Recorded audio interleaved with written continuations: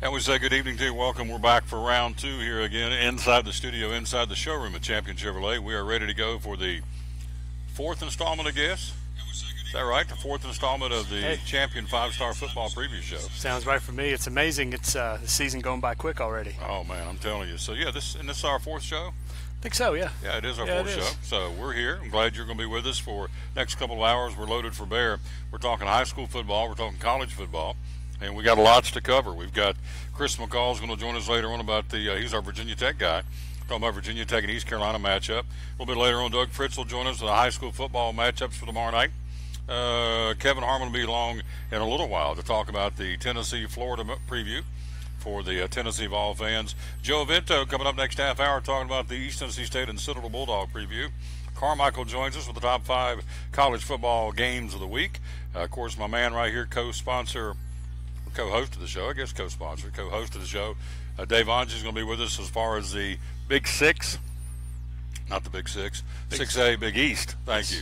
3 games. Dobbins been off this week, so he'll break down those 3 games. And, then, of course, we've got Andy Dietrich and Kristen Martin coming by here on behalf of Champion Chevrolet. So, run down for us, big guy. There's the top 25 games of the week starting tomorrow night in no particular order. I guess on Saturday it's all chronological, but again, we got one tomorrow night involving the South Florida Bulls. That game is on, so if you would run down the top 25 of college football this week. Who's playing where? Yeah, absolutely. Starting Friday night, you have Illinois from the Big Ten heading down to play South Florida, number 22 in the country.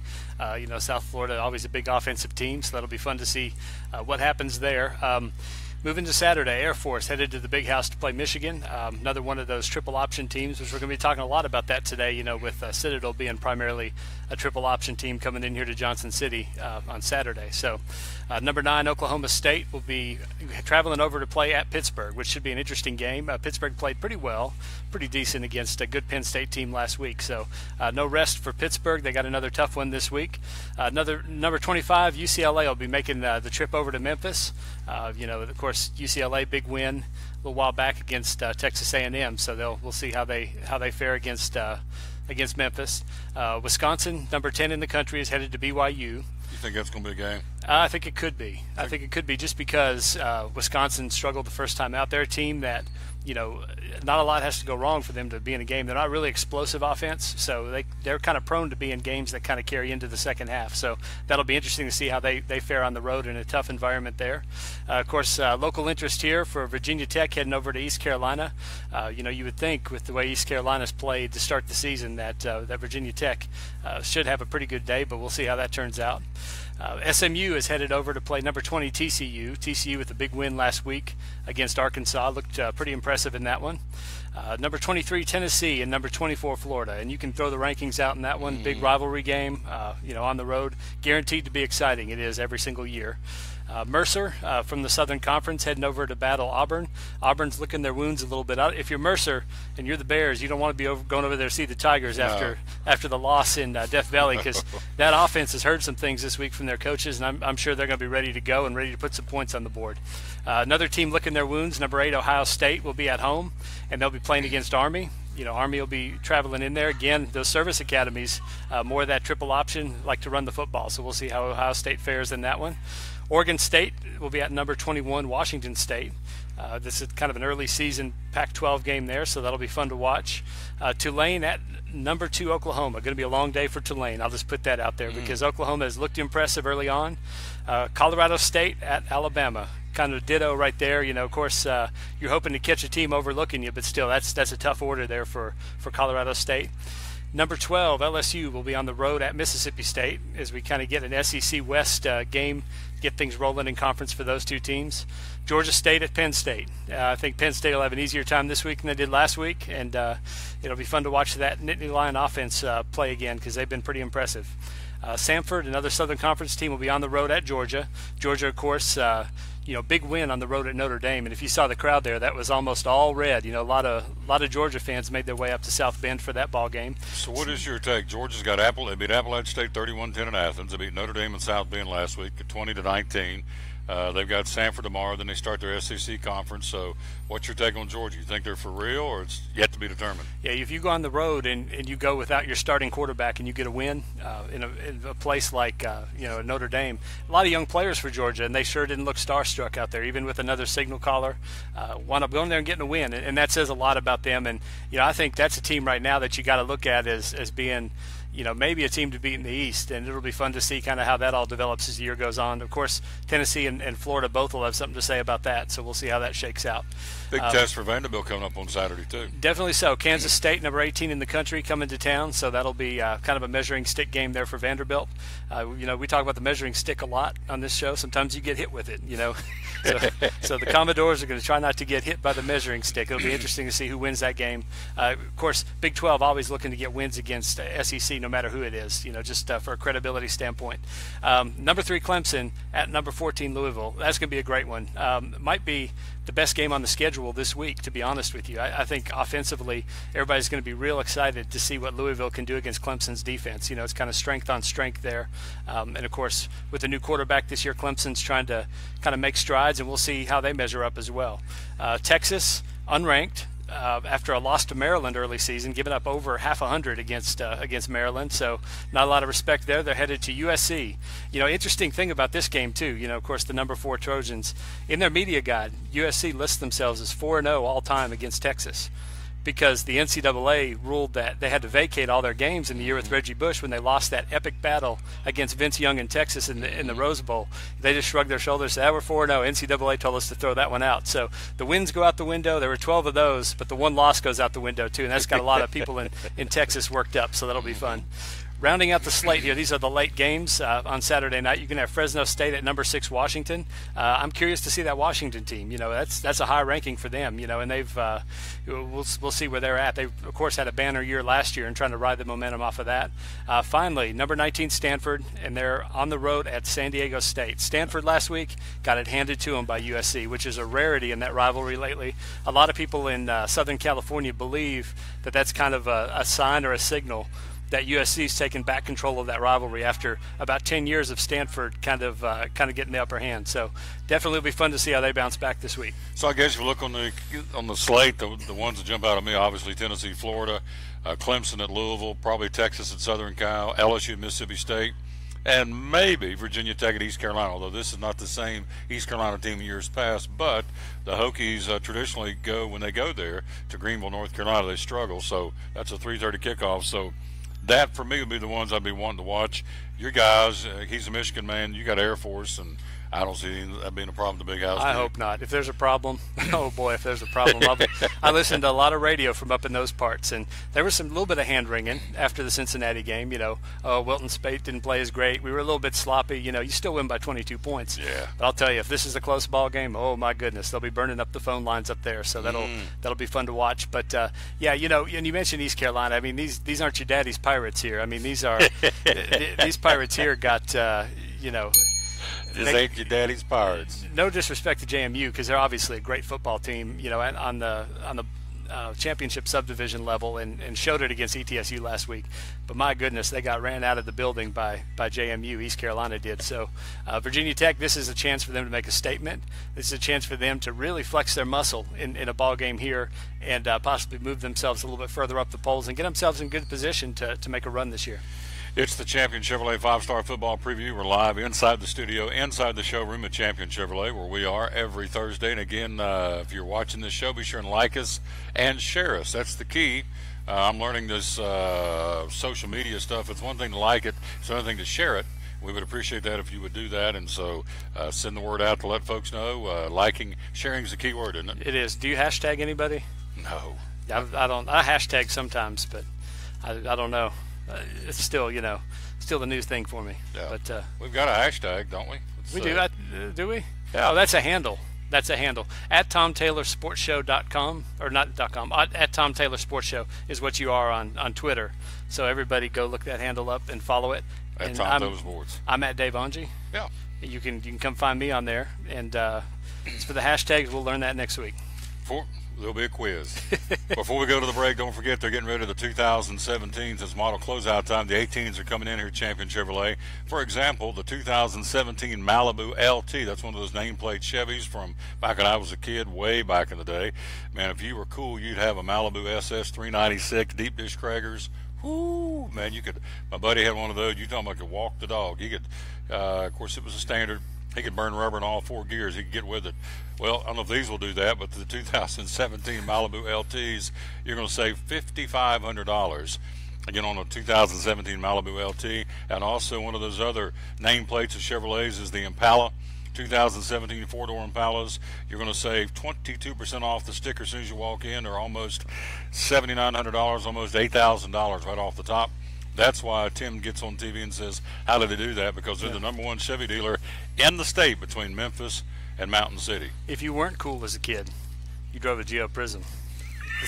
This guy who has 2 thumbs and drove a Geo Prism in high school. That's me. Geo Prism. Geo Prism. Chick magnet. I'll tell you this, door handles were plastic, so 3 of them broke off.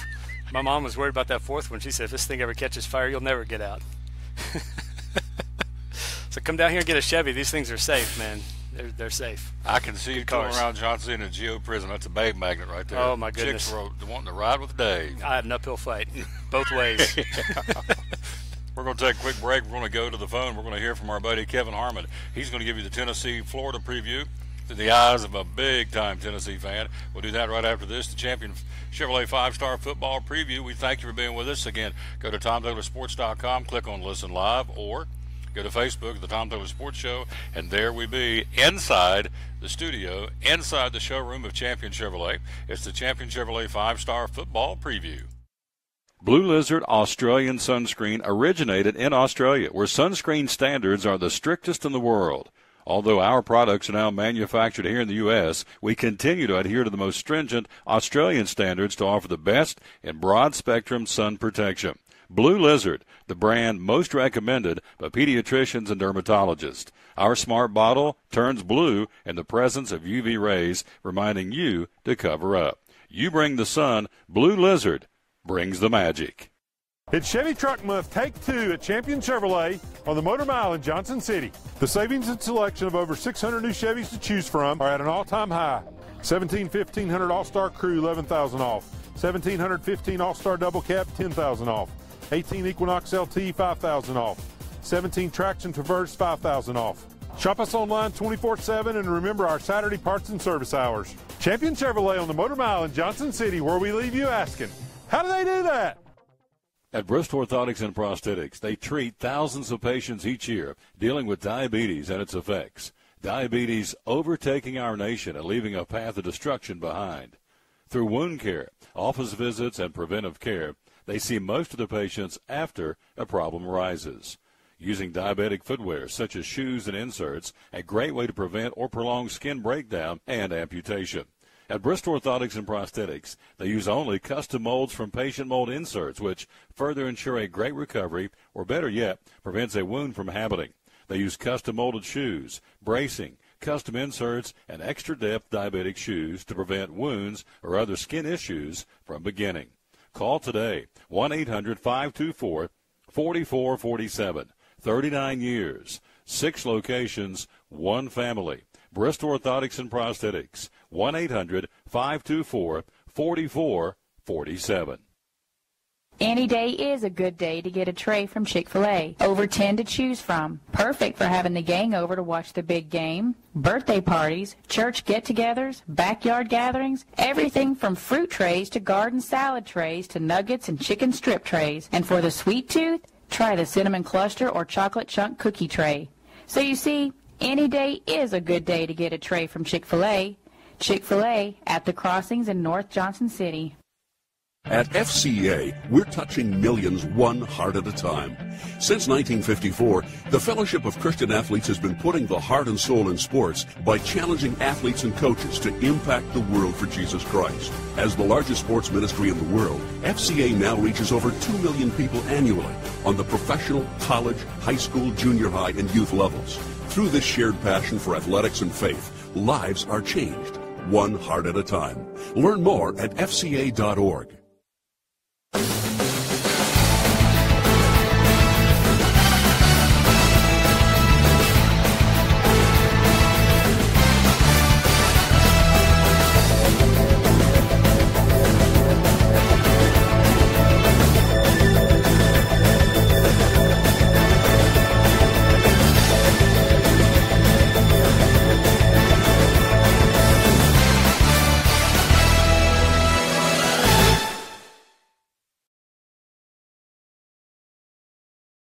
We're back on the Champion Chevrolet 5-Star Football Preview Show. Thanks for being with us. Like us and share us, and we're here every Thursday from 6 until 8 o'clock inside the studio. You can see the backdrop that Cletus and Tim and Andy put together, and we certainly appreciate that.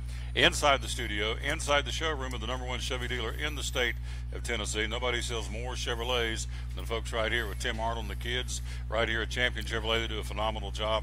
Let's go to the phone. He's there with our Tennessee-Florida preview, our Tennessee guy, Kevin Harmon. And good evening, sir. How are you? Doing well, Tom. Doing very well. How are you? I'm fantastic. I thank you for your time. I know you got some other commitments tonight, so let's jump in here and go. Tennessee, Florida. Again, Tennessee, the Vols lead the series, 19-5. Last time Florida's gotten beat 2 times in a row was 03-04. So big game coming up in the Swamp on Saturday. Let's take a look first off at the opponent, the Florida Gators. Offensively, when they got to football, what do you expect? Well, their offense is sort of like the irresistible, or the resistible object and the movable force here tonight or tomorrow or Saturday. But we'll break it down when UF passes and UF runs. You know, they have a freshman quarterback. He's a redshirt freshman, Felipe Franks. He'll be their starter. You have Malik Zaire, who is their backup, and then you have Luke Del Rio. Personally, I believe that Del Rio is the better quarterback right now of the 3, but I don't believe they're going to play him. It's going to be Franks. Frank's 6'6", big, strong arm, and he's very mobile. He made some nice runs against Michigan, but he looked a little lost. Michigan put a lot of pressure on him. They sacked him 6 times, and they tackled him 11 times for loss. So the pass protection is a big concern right now for Florida on their offense. They have capable receivers, even though Antonio Callaway is not going to play. They still have Tyree Cleveland, who's probably one of the fastest players in the SEC. Dre Massey, Brandon Howard, and Josh Hammond are their receivers. They're a good core group. Tennessee is really going to have to cover them and do a good job. I think for the key on Tennessee's side with when Florida passes is putting pressure on Franks, not letting him get outside, containing, but Michigan sacked him 6 times and put a lot of pressure on him and really kind of unnerved him to the point that McElwain actually pulled him from the game and put Zaire in, but he didn't do much better. So Tennessee wants to be able to put some pressure on Franks. This is only his second college game. He looked a little lost in his first game, but he was playing Michigan, and Michigan's awful fast. And they're probably an elite defense. We'll find more as the year goes on. So for Tennessee, they have – go ahead. So why – okay, question here. Why not Del Rio? Del Rio got hurt, lost his job, and now he's back. Yep. Why is he number 2 and then some maybe even number 3 on the depth chart? Why didn't they put him right back in? Did he not get it done? Well, you know, he's limited arm strength-wise. He can't stretch the field like the other 2. But I think he's a better game manager. But I think McElwain is sort of looking for the future to develop Felipe Franks. You know, he's going to have him 2 to 3 more years. I think he's looking more towards the future. But, you know, Florida hasn't been 0-2 since 1971. They haven't lost to Tennessee in the Swamp since 2003. I don't think he wants to start 0-2, nor does he want to start 0-1 in the SEC East. So I'm not sure what he's going to do. I would be really surprised, though, if he put in Del Rio. If you pull Franks to put Del Rio in, you pretty much have shot him for the season. You're going to have to leave Del Rio in. I'm not sure he really wants to do that. So we got to put pressure on him. We got to make him move in the pocket. We got to make him make bad decisions, and we got to be able to cover, especially Cleveland and Brandon Powell. We've got to be able to cover those 2 guys. I feel pretty good about our secondary with Micah Abernathy, Najee Warrior. You got Todd Kelly Jr., then Rashawn Golden. We have a good secondary and a decent group of linebackers.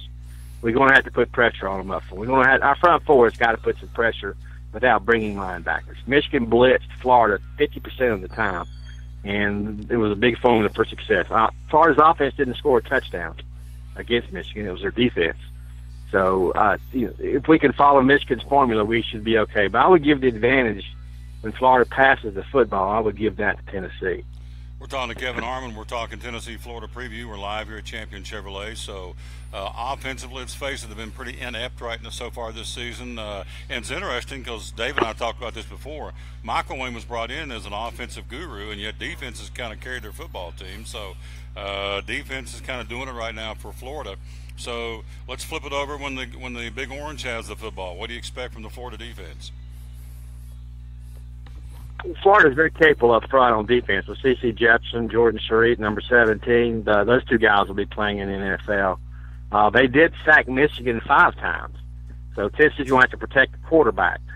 Tennessee's got an efficient, I wouldn't say that they're a deadly passing game, but they are efficient with the passing. Dormity's completing 60% of his passes. We found a wide receiver in Marquez Callaway.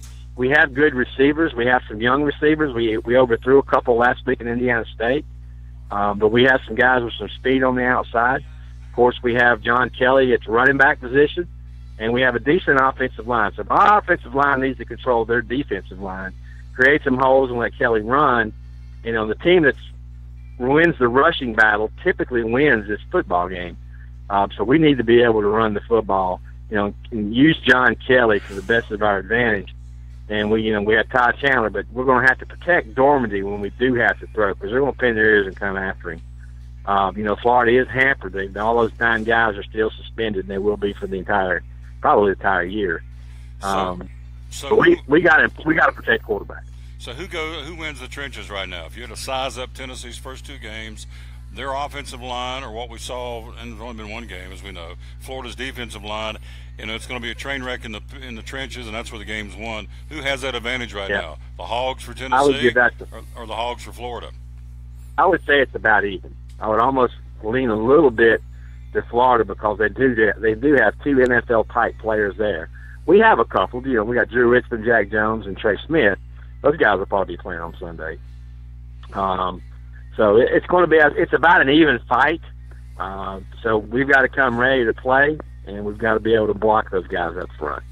Talking to Kevin Harmon, Tennessee, Florida preview coming up. Dave's going to be talking to Carmichael, and also we're going to be talking to Doug Fritz about high school football. We're also going to be joined by Joe Avento with the East Tennessee State Citadel preview coming up in a few minutes, and Chris McCall will be along to talk about the Hokies and the East Carolina Pirates and the lovely Kristen Martin will be by here in a few minutes to talk whatever's on her mind. We just let her talk whatever she wants to talk, so she can come in and sit down and do her thing. We're talking to Kevin Harmon, so we got a couple of minutes left here. Continue to analyze this Tennessee-Florida football team. What's next? Well, when Florida runs the football, they're out with, Jordan Scarlett's out. So their whole running game seems to be a little bit out of sync, and the weakness on the Florida offense is their offensive line. They've been able to get some good players in there, but they haven't been able to develop them. Marquez Ivy will probably play on Sunday, but he's about all they have. The ground game is very important in this series, always have been. So the big key up the middle is going to be Vickers, McKenzie, and Tuttle. We'll see what they're made of Saturday. Something that Indiana State exploited on us was running the edge. So Kongbo and Darrell Taylor are going to have to help set that edge, and then our linebackers are going to have to be fast enough to get out there and get some contain. It seemed like Indiana State got 5, 6, 7, 8, 9 yards of carry every time that they went around the end, but they were 0 for 11 on 3rd downs. So Tennessee's got to be able to set the edge. Florida's going to try to run the football. They don't have a very good offensive line. I think we can make some exploits there. I think we have an advantage up front over Florida on our defensive line versus their offense. So I expect us to make things kind of tough on them. They only ran for 11 yards against Michigan. We're talking to Kevin Harmon. The Tennessee-Florida preview does a phenomenal job. Of course, next week the Big Orange come back home for UMass, and then Georgia comes in 2 weeks. Florida, by the way, looking ahead to their schedule, they'll be in Kentucky next Saturday, and then back home to Vanderbilt. Then they have LSU at home. Then they go Texas A&M and all. They got 3 in a row after these. After the Lexington game next week against Kentucky, they have 4 of the next 5 games. Yeah, 4 of the next 5 games will be at the Swamp in Gainesville, starting, of course, on Saturday with Tennessee. So special teams and the intangibles. Wrap this thing up and tell me what you think. Special teams and the intangibles on Saturday. Well, special teams, Florida probably has the best field goal kicker punter combination in the country. Tennessee has an all-world punter, but our kicker is really untested this year. They're never really had a good career. They have a freshman that I don't think Butch Jones would use him in a situation like at Florida. But the kickers for Florida are probably the best in the country, the combo. Return teams, Florida doesn't have a very good return team. They have Brandon Powell, but they don't block for him very well. Whereas Tennessee's return team on kickoffs and on punts is elite. So I believe that we have an advantage there. I think you'll see both punters have a big game and flip the field a couple of times. But I believe that we do have an advantage in the return game. And you saw Ty Chandler take one to the house against Indiana State. Don't know yet if Evan Berry will be back. It looks like he's got some lingering problems from his knee problem he had last year that kicked him out of the year. But I think that, and then the X factor, of course, is the tornado, the pressure on, Florida hasn't played but the one game. Their practices have been disrupted, but it is in the swamp. It is in Gainesville. Tennessee, then I know the band for a fact had to change their location at the last minute. They're actually staying in Tallahassee. So, 75 is cut off in some spots. Interstate 10 is cut off. So I'm not telling you.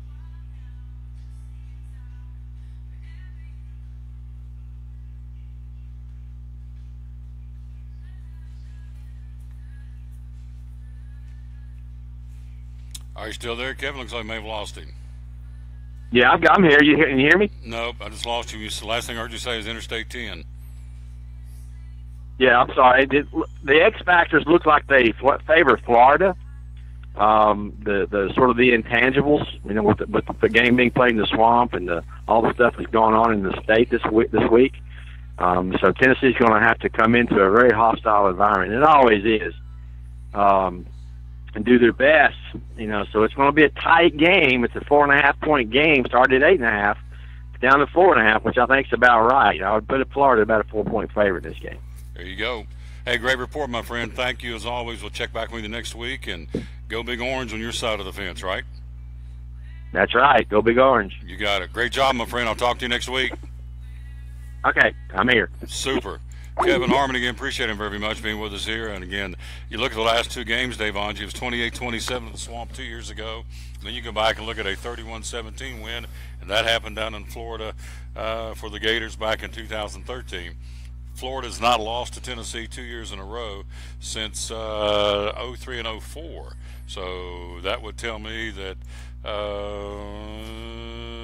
how do you see it? How do you see it favoring? What's your take on this football game? Well,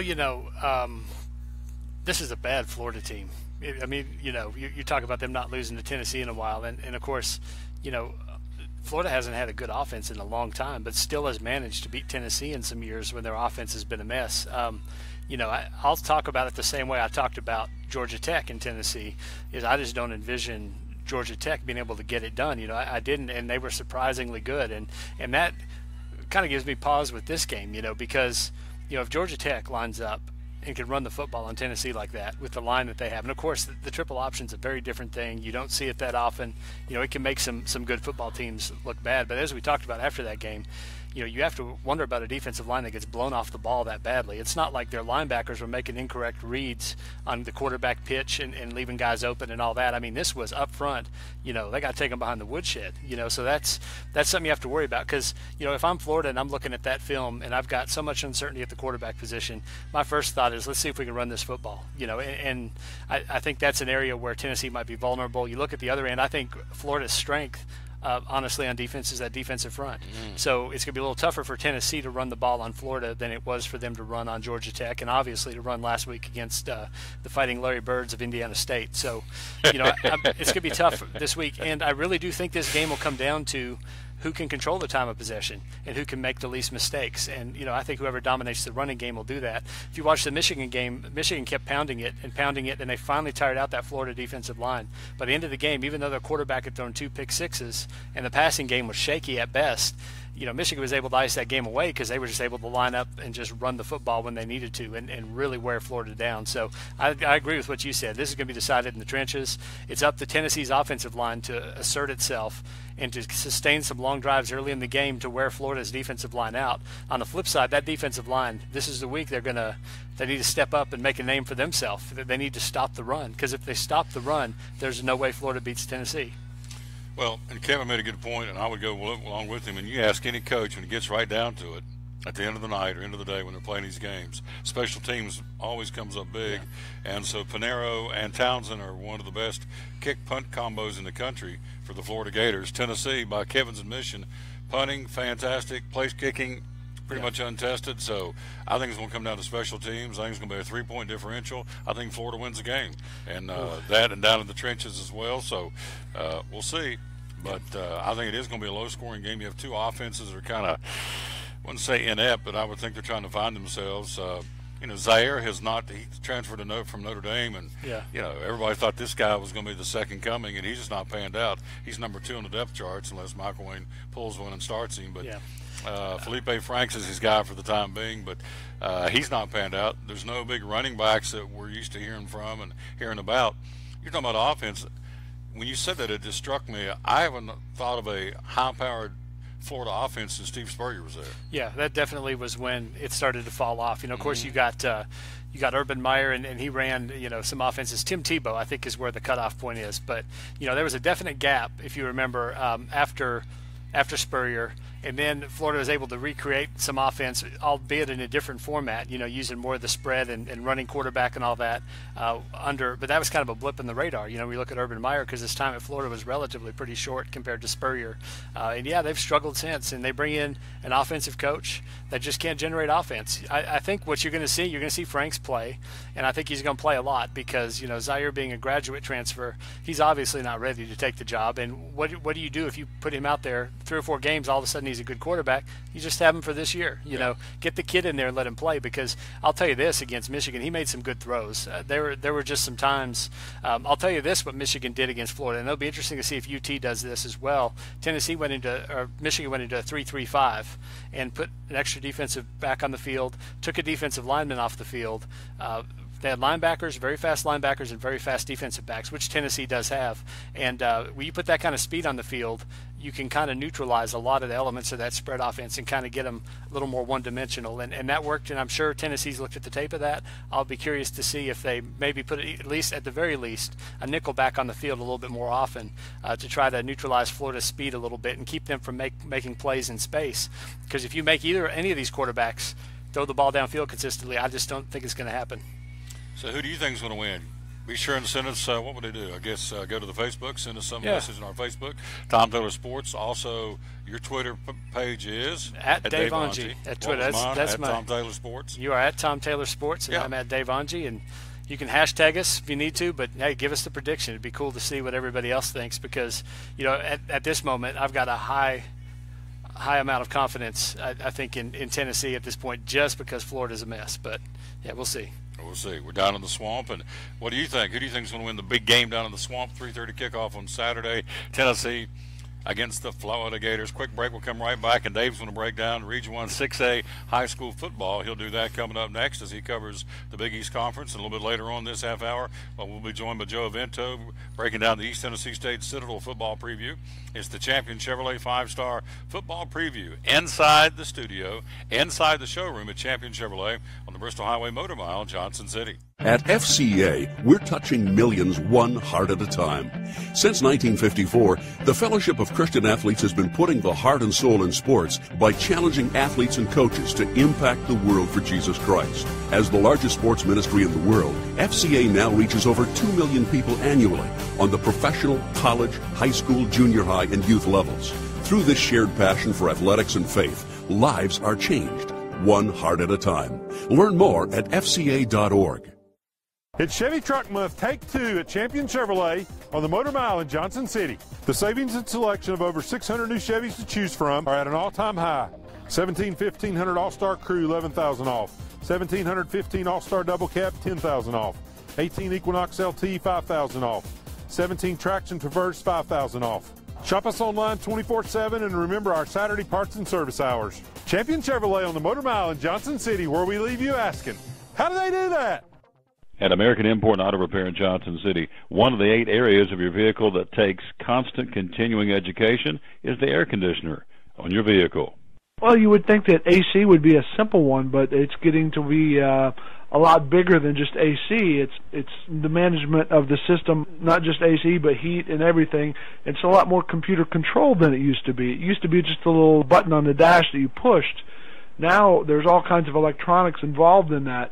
Braking systems used to be fairly simple. Now some of the newer vehicles, you have to have a computer to actually operate the braking system to make sure that it's okay after you've worked on it.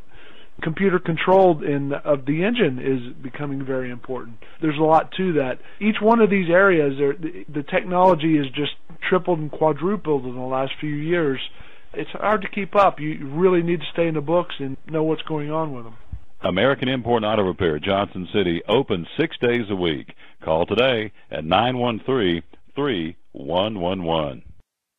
From the driveways where your kids play basketball and ride their bicycles, to the parking lots at your local church or grocery store, Bracken Paving is an important part of many neighborhoods in our area. No matter how large or how small the job, Bracken strives for excellence in every service they provide. It's a foundation for a strong community. Discover the difference at Bracken Paving and Asphalt Maintenance. Give us a call or visit us online at brackenpaving.com. Your life is always changing. You never know what shape it will take, or how your financial needs might change. But if we talk about your investments and how they can provide for you and your family, the future becomes clear. At Wells Fargo Advisors, we believe conversation leads to financial clarity. Let's start a conversation today.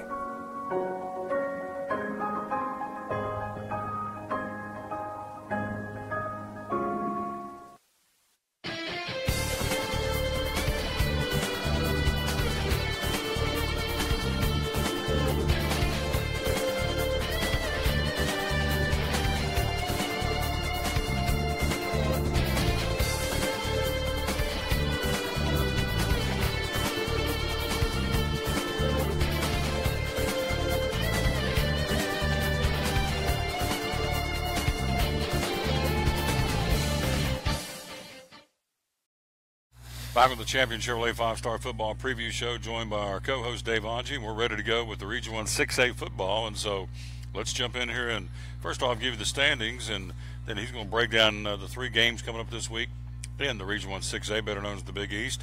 The standings go like this. The top 3 teams are undefeated. Knox-Farragut, Science Hill, Knox-Bearden on 1-0. Hardin Valley is yet to play their conference opener. They will, obviously, tomorrow night.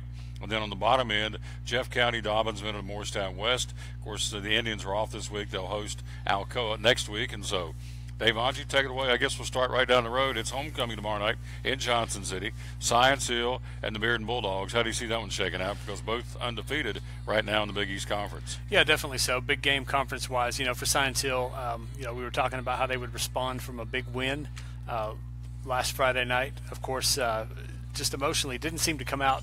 There was kind of an enthusiasm gap, I would call it. It seemed like Science Hill was a step slow and Greenville was on point, and of course build the 28-6 halftime lead and go from there. So, now we find out how Science Hill bounces back from a loss. You learn a lot when you lose a football game. Some teams, it brings the fire out of them. They improve, they play better. You can learn a lot from a loss. So, other teams get beat down a little bit.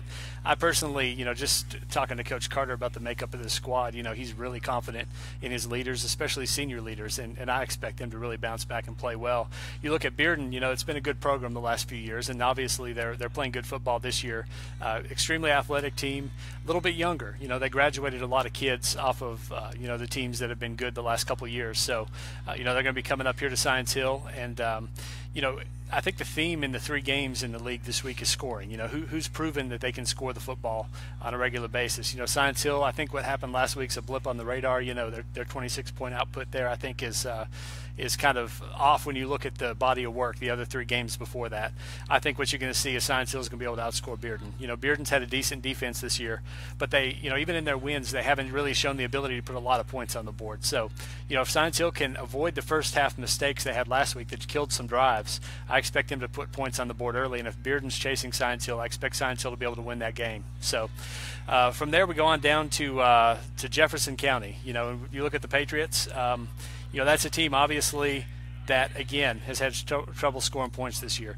Farragut's been really impressive. You know, I've seen the games that they've had and the quality of competition they've played.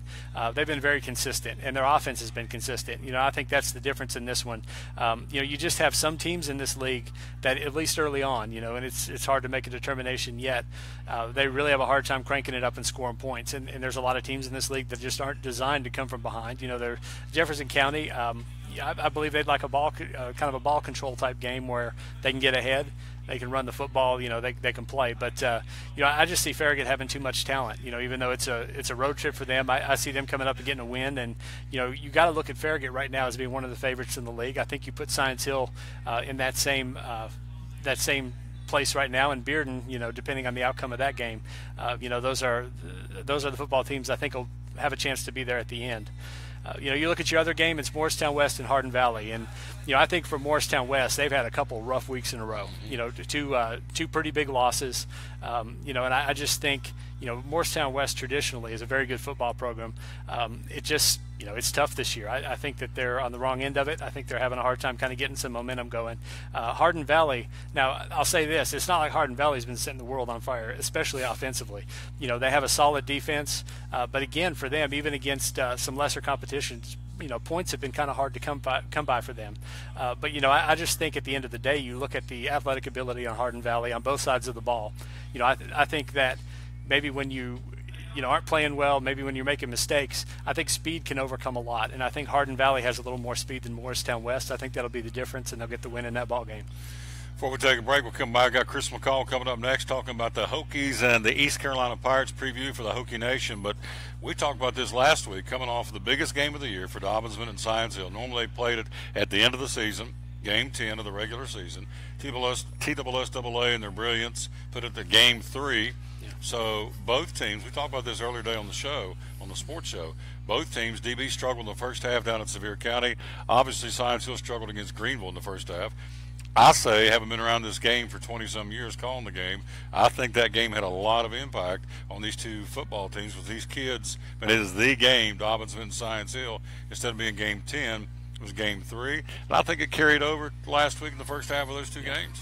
I remember that quote from I think it was Bill Gates that said it. I'm bringing computers into football here, but Bill Gates, I think, said it. He said, success is a lousy teacher because, you know, when you're winning, it makes smart people think they can't lose. You know, I think, you know, Science Hill goes out and they win that game, and they do it in pretty big fashion. They go, I mean, you beat your rival. They give you a trophy. Everybody, I mean, you know, you're getting carried off the field.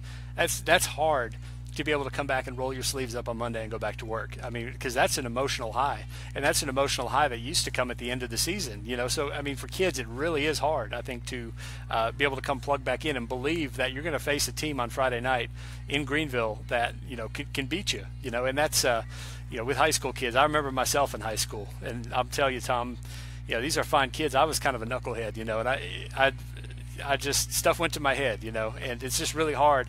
You're not really grounded at that age, and I think that sometimes it shows itself. That's what I'm chalking last week up to for Science Hill. You know, I just think that, you know, that emotion was too much to overcome. I think they had too hard of a time dialing back in and getting ready, and they ran into the absolutely worst team they could have run into because Greenville was so efficient offensively. They have been all year. That's a team that they convert drives, they finish drives, and they did that in the first half. And that's the difference in the ball game there, is that they had their feet on the ground and they executed and got it done. So, yes, I think a valuable lesson to learn there for Science Hill, and I think you're going to see this week a different Science Hill team on the field, and I think they'll take care of business. Oh, by the way, Greenville has played 3 6A teams this year, 2 on the road. They beat all 3 6A teams by double digits. That tells you what kind of football team they've got down in the city of Greenville. Quick break. We'll be right back. We'll talk Hokie football. Chris McCall is going to join us talking about the Delaware Blue Hens. Get ready for the East Carolina Pirates on the road in Greenville, North Carolina. Chris joins us next here in the Champion Chevrolet 5-Star Football Preview live inside the studio, inside the showroom of Champion Chevrolet on the Bristol Highway Motor Mile, Johnson City. Blue Lizard Australian Sunscreen originated in Australia, where sunscreen standards are the strictest in the world. Although our products are now manufactured here in the U.S., we continue to adhere to the most stringent Australian standards to offer the best in broad-spectrum sun protection. Blue Lizard, the brand most recommended by pediatricians and dermatologists. Our smart bottle turns blue in the presence of UV rays, reminding you to cover up. You bring the sun, Blue Lizard brings the magic. It's Chevy Truck Month, Take 2 at Champion Chevrolet on the Motor Mile in Johnson City. The savings and selection of over 600 new Chevys to choose from are at an all-time high. 1500 All-Star Crew, $11,000 off. 1715 All-Star Double Cab, $10,000 off. 18 Equinox LT, $5,000 off. 17 Traction Traverse, $5,000 off. Shop us online 24/7 and remember our Saturday parts and service hours. Champion Chevrolet on the Motor Mile in Johnson City, where we leave you asking, how do they do that? At Bristol Orthotics and Prosthetics, they treat thousands of patients each year dealing with diabetes and its effects. Diabetes overtaking our nation and leaving a path of destruction behind. Through wound care, office visits, and preventive care, they see most of the patients after a problem arises. Using diabetic footwear such as shoes and inserts, a great way to prevent or prolong skin breakdown and amputation.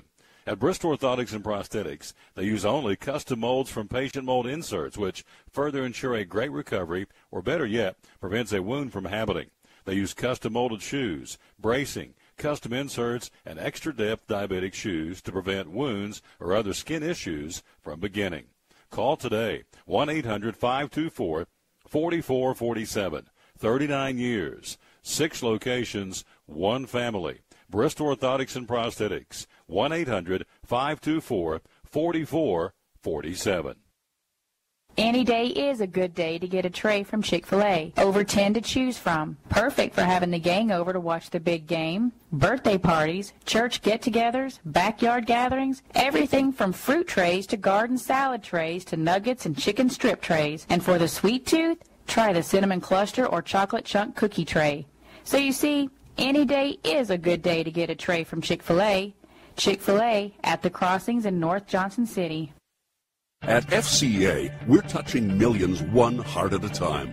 Since 1954, the Fellowship of Christian Athletes has been putting the heart and soul in sports by challenging athletes and coaches to impact the world for Jesus Christ. As the largest sports ministry in the world, FCA now reaches over 2 million people annually on the professional, college, high school, junior high, and youth levels. Through this shared passion for athletics and faith, lives are changed, one heart at a time.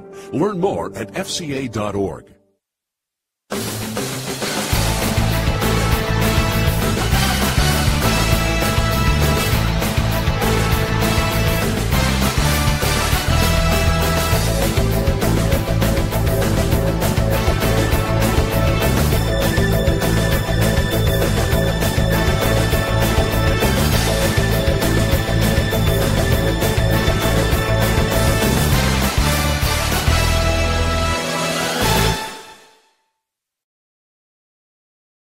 And don't forget, we're back on the Champion Chevrolet 5-Star Football Preview Show. Don't forget, you have until midnight tonight to do your picking panel. You win $25 if you get the most correct answers. Tracy Clark from Kingsport did it last week, and then the week before, our first week, was Eugene Jeffers out of Greenville, Tennessee. All you got to do is go right there, /football till midnight tonight, and we stop it because the high school games, of course, crank up for this week. Obviously tomorrow. High school picks this week: Bearden and Science Hill, Morristown East at Tennessee High, Gate City crosses the state line to play in Gray at Daniel Boone, and Volunteer at Cherokee. The college games are big in Tennessee, Florida, Clemson, Louisville, Kentucky, South Carolina, Virginia Tech, East Carolina, and LSU and Mississippi State.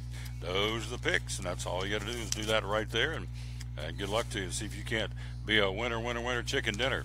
And so see if you can't win yourself $25. And while we're talking about it, this is not football, but it's NASCAR. Go right there. We're giving tickets away to Charlotte Motor Speedway. Drive for the Cure on October the 7th, and the Xfinity Series, part of the Chase for the Championship, the Bank of America 500 on October the 8th. All you have to do is go to TomDalySports.com/contest. We'll give those away on Monday, October the 2nd. So there you be, as they say. Let's go right back, and there he is, my man Chris McCall with Virginia Tech, Tom. East Carolina. Boy, who typed that in there? East Carolina. That's called going too fast. That guy must work at Champion Chevrolet. Oh, that must be a West Virginia boy. Yeah. Man, I bombed that one, so my apologies. That should be an RO, East Carolina preview. And so he's here. Let's go back and recap. Were you there, Lane Stadium? You can watch him play? I was watching them online while I was here. Yeah, there you go. Right. Yes, sir. So I was there. Well, yeah, in spirit. In spirit. What was your take on the Hokies' big win over Delaware? Well, it finished out the way all Hokies wanted it to finish out. Delaware was a pretty spunky team. They were what we thought they were, in Dennis Green speak. But Joe Walker, their quarterback, was a pretty talented kid. It just seemed like he was probably the most talented person on their team. Like I said, it ended up the way it should have ended up and the way it was supposed to end up. What impressed you by, again, you're watching from here, but what's impressed you so far about this Justin Fuente football team in 2017? Seems like they settled in a little bit this week. I mean, you got to see that Josh Jackson was a freshman last week. I don't know. They seem like they're coming together as a football team. Now, Tech's been known for years for being able to do that. Beamer for years recruited kids out of Virginia, brought kids from Virginia together. They won as a Virginia football team, and I think Judson's finally caught on to that maybe too. He's got that going. Seems like they want to win as a team. Don't have a whole lot of individuals on that team. You got a good football team, a good close football team. Well, we go back to what Dave and I were talking about a few minutes ago, the Dobbins and Science Hill rivalry on the high school. I mean, you open up the season with a team that you don't normally play, and it's a big-time backyard rivalry. West Virginia and Virginia Tech for the Black Diamond Trophy that the Hokies obviously brought back to Blacksburg. And then you come back and you come down and you look on the paper and go, it's Delaware. And on paper, you know it's a checkbook game, so they're going to whip them and give them a check and send them back to Delaware, which they did. So in defense of the Hokie players, they were sky high for this big rivalry that they don't normally play anymore. And then they got to come down to Delaware. And so I can see him sliding down the hill a little bit from a psychological standpoint. So I thought Fuente did a good job, Coach did, to keep him, as you said, kind of focused and see him settling as a football team. That's what I saw. And I was worried about that too. I mean, that's coming down from a high right there from the week before. But they did do a good job. I mean, they did some good things. Tech really did some good things. Greg Strongman, he's a junior for Tech. He became the first player in Virginia Tech history to return a punt back for a touchdown 3 years in a row. Wow. I mean, so you can get the positive things out of everything too. Of course, Josh, he was 16 for 26 or something like that, real close, 222 yards. Cam Phillips had a big game. The defensive line, the Minolta kid I was telling you about, did real good. Heard his name a whole lot on there and saw him. He's a big boy. He's hard to miss. Eugene Chung's boy, that is an old Tech guy. Played at Tech probably in the early 90s.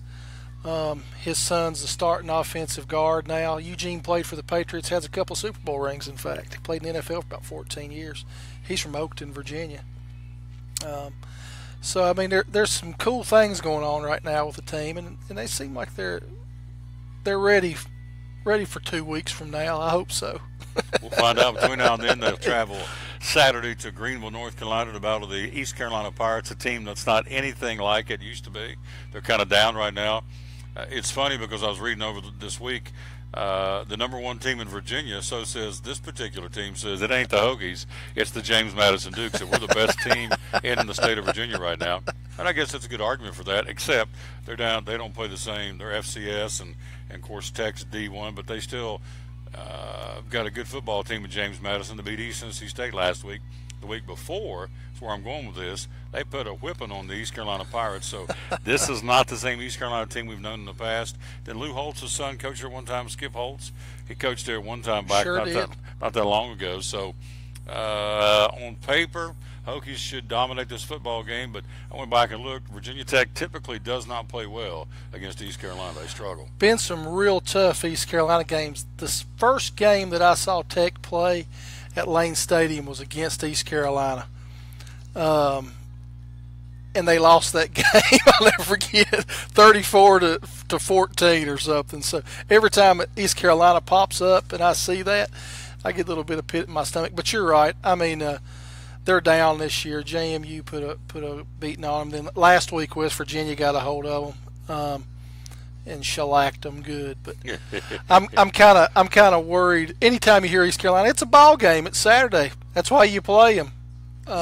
And East Carolina could show up. Definitely could. I'm looking at last year they beat them. The Hokies beat them in Blacksburg 54-17. 2 years ago when they went back out to East Carolina won that game 35-28. Prior to that, they played them in Blacksburg and lost 28-21, and that's when they were 17th in the country, were the Hokies. So Carolina's won 2 out of the last 3, East Carolina. And then they went there in 2013. Hokies beat them 15-10. So 2 out of the last 3 games. That's an interesting stat. East Carolina's won the ball game. So I know. Let's hope that doesn't work this time.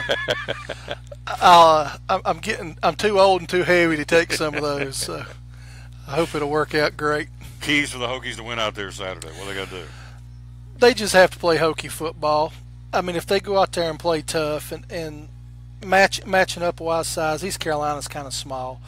They've got a good transfer quarterback. He's a Kirk kid from Duke. He's a senior, but he's a transfer. He's a redshirt senior. He's got a good arm.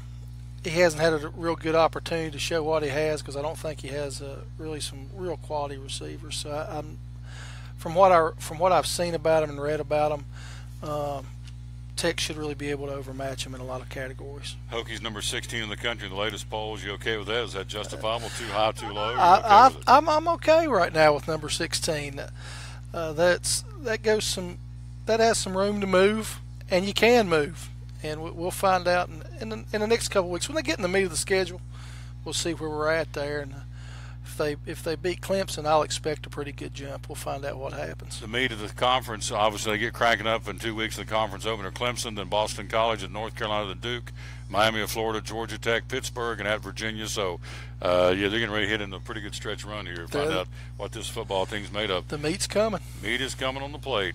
What I thought's been interesting, I guess since we started doing this show, but particularly Food City, of course, Steve Smith's a Virginia Tech grad, so I have noticed more Hokie T-shirts and ball caps in the Tri-Cities, so there's probably more of a fan base here for the Hokies. I know it's a big engineering school.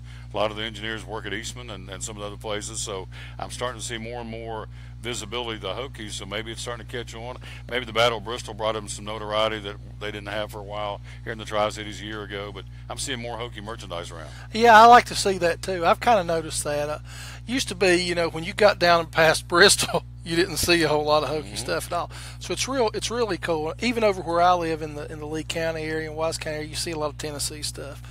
But I think the Battle of Bristol did help. I believe that the way I feel about it is if you live in Southwest Virginia, you ought to cheer for a Southwest Virginia football team. That's not taking a hit on Tennessee. That's just saying, hey, your home state, your home state. Y'all home state, support them. Home state. But I'm really glad to see a lot of that stuff, and I hope we just get to see more. There you go. Talk to you next week. I'm ready, buddy. Go Hokies. Go Hokies. Yep. Chris Thank you, Tommy. Yes, sir. Who works right? Tommy. I love that. That's good. I haven't called Tommy since 6th grade. And it was a girl named Rhonda Turley, and if she told me to eat dirt, I got a spoon. So, Tommy, I love you. I love you too, Rhonda. So. Well, I like you, Tom. I don't know how to go. I don't know where to go. I don't either. That's Get right. out of the. Go to the break, Tom. Go to the break. Joe Avento joins us next here, talking Buck football on the Champion Chevrolet 5-Star Football Preview. At FCA, we're touching millions one heart at a time. Since 1954, the Fellowship of Christian Athletes has been putting the heart and soul in sports by challenging athletes and coaches to impact the world for Jesus Christ. As the largest sports ministry in the world, FCA now reaches over 2 million people annually on the professional, college, high school, junior high, and youth levels. Through this shared passion for athletics and faith, lives are changed, one heart at a time. Learn more at FCA.org. It's Chevy Truck Month, Take 2 at Champion Chevrolet on the Motor Mile in Johnson City. The savings and selection of over 600 new Chevys to choose from are at an all-time high. 1500 All-Star Crew, $11,000 off. 1715 All-Star Double Cab, $10,000 off. 18 Equinox LT, $5,000 off. 17 Traction Traverse, $5,000 off. Shop us online 24/7 and remember our Saturday parts and service hours. Champion Chevrolet on the Motor Mile in Johnson City, where we leave you asking, how do they do that? At American Import and Auto Repair in Johnson City, one of the 8 areas of your vehicle that takes constant continuing education is the air conditioner on your vehicle.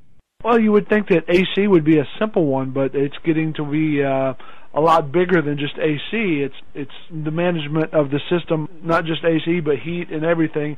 It's a lot more computer controlled than it used to be. It used to be just a little button on the dash that you pushed. Now there's all kinds of electronics involved in that. braking systems used to be fairly simple. Now, some of the newer vehicles, you have to have a computer to actually operate the braking system to make sure that it's okay after you've worked on it. Computer controlled of the engine is becoming very important. There's a lot to that. Each one of these areas, the technology has just tripled and quadrupled in the last few years.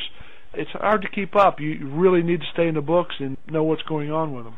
American Import Auto Repair, Johnson City, open 6 days a week. Call today at 913-3111. From the driveways where your kids play basketball and ride their bicycles, to the parking lots at your local church or grocery store, Bracken Paving is an important part of many neighborhoods in our area. No matter how large or how small the job, Bracken strives for excellence in every service they provide. It's a foundation for a strong community. Discover the difference at Bracken Paving and Asphalt Maintenance. Give us a call or visit us online at brackenpaving.com. Your life is always changing. You never know what shape it will take, or how your financial needs might change. But if we talk about your investments and how they can provide for you and your family, the future becomes clear. At Wells Fargo Advisors, we believe conversation leads to financial clarity. Let's start a conversation today.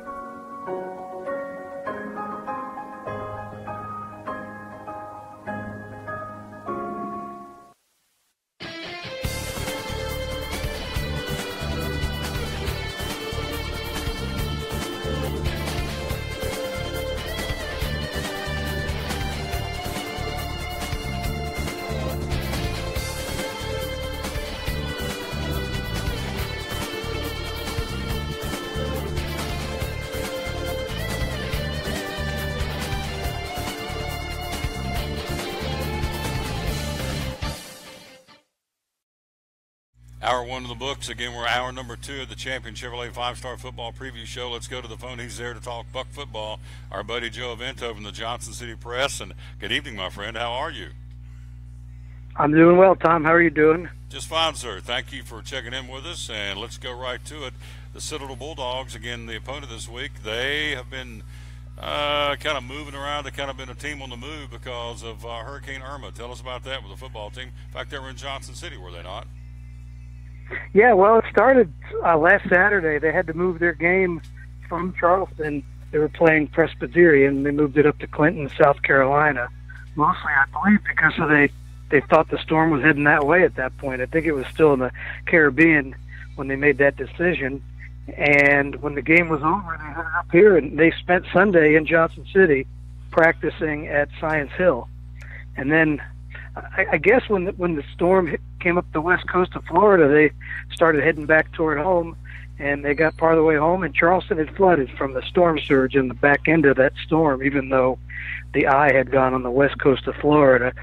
So they stopped in Travelers Rest, and there's a reason they stopped there. I'll tell you about that in a second.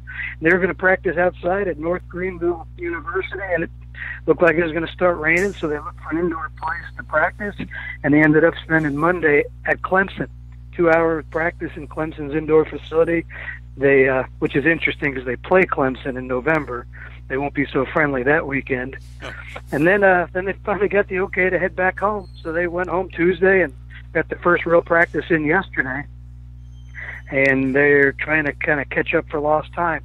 I spoke with Brent Thompson, their coach, last night, and he said it's kind of put them behind, and they're trying to keep their offense basically to what they do, but they wanted to add a few wrinkles just to keep ETSU on their toes. But if you know anything about the Citadel, what they do is it appears fairly simple, and they just do it so well. It's a triple option, and they are, I think they're second in the country right now in rushing yards. They're averaging over 400 yards a game on the ground. Ooh. We're talking to Joe Avento. Again, the preview is on the screen of East Tennessee State and the Citadel. So let's go back to James Madison. You get beat 52-10. Pretty good smackdown by the Dukes, showing why they're the number 1 team in the country. What kind of positives would you have taken or did take from that football game up at Harrisonburg last week? Well, from watching the game, you kind of felt like physically ETSU was kind of matching up better than the score would indicate. And then when you looked at the final box score and you saw that they held them. I forget the numbers exactly, but it was about 3 yards a carry. They held them to 3 yards a carry. So the defense against the run played very well.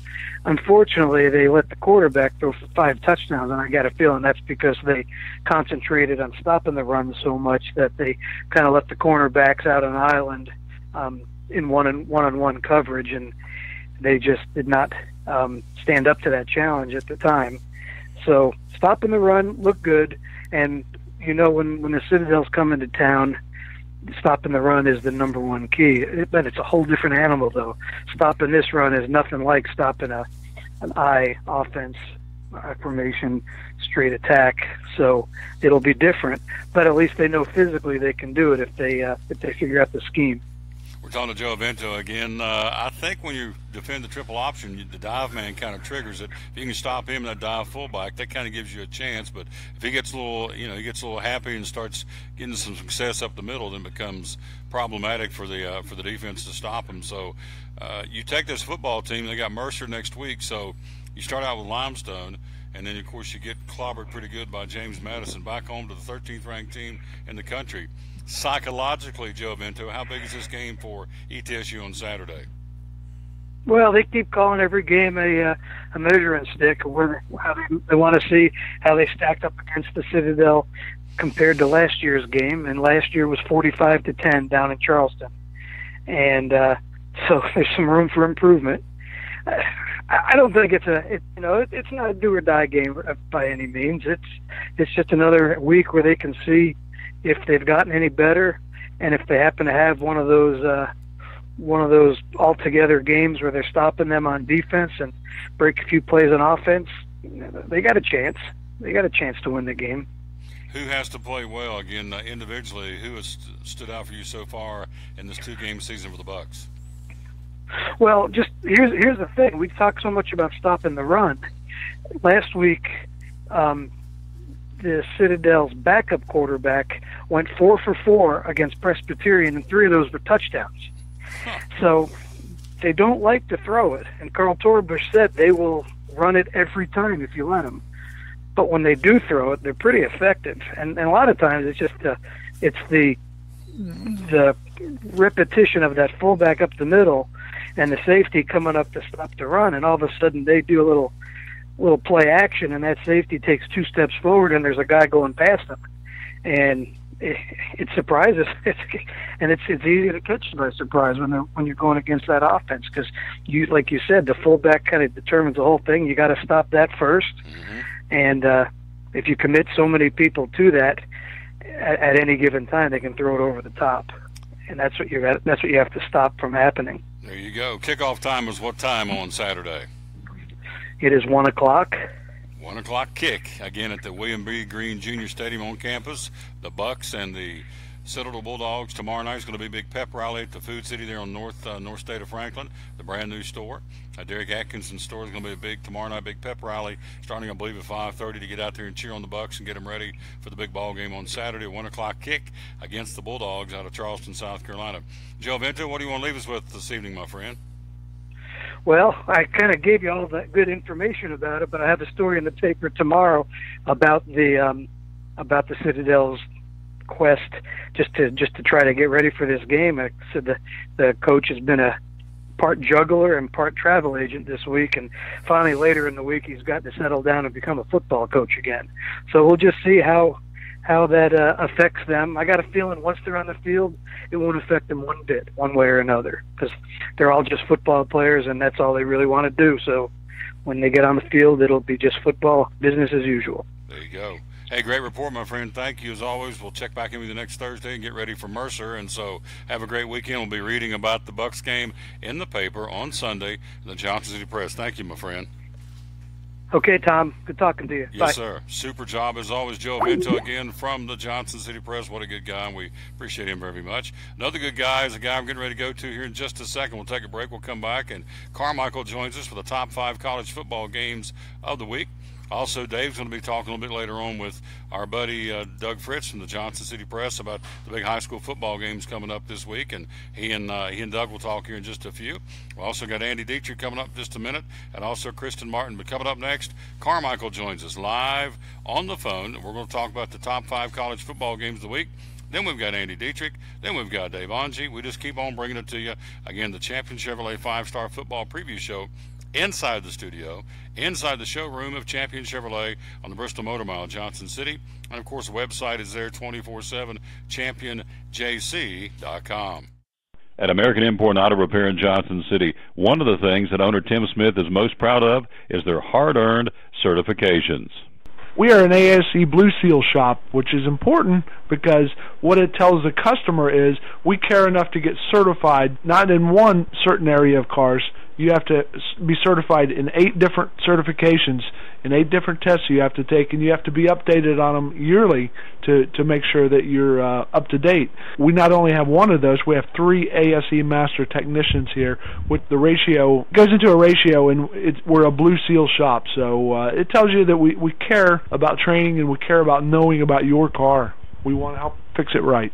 American Import and Auto Repair, West Market Street, Johnson City, home of the free loaner car program. Open 6 days a week. Call today, 913-3111. Hi, I'm Rob Cole with Bays Mountain Park. There's something for everyone at Bays Mountain Park. Whether you're an outdoor enthusiast or simply looking to get away and relax, Bays Mountain Park in Kingsport, Tennessee is the perfect destination. For only $4 per vehicle, enjoy 3,500 acres of breathtaking scenery, featuring 40 miles of hiking trails, wildlife habitat, one of the Southeast's premier planetariums, and much, much more. For more information, please visit www.baysmountain.com or call us at 423-229-9447. Bays Mountain Park, one of the Tri-City's best places for learning, leisure, and recreation. If you're catching some waves or just playing in the yard, it is important to protect yourself. You may not feel the sun's heat, but UV rays can still damage your skin even in cloudy weather. Blue Lizard Sunscreen, recommended by pharmacists and dermatologists nationwide.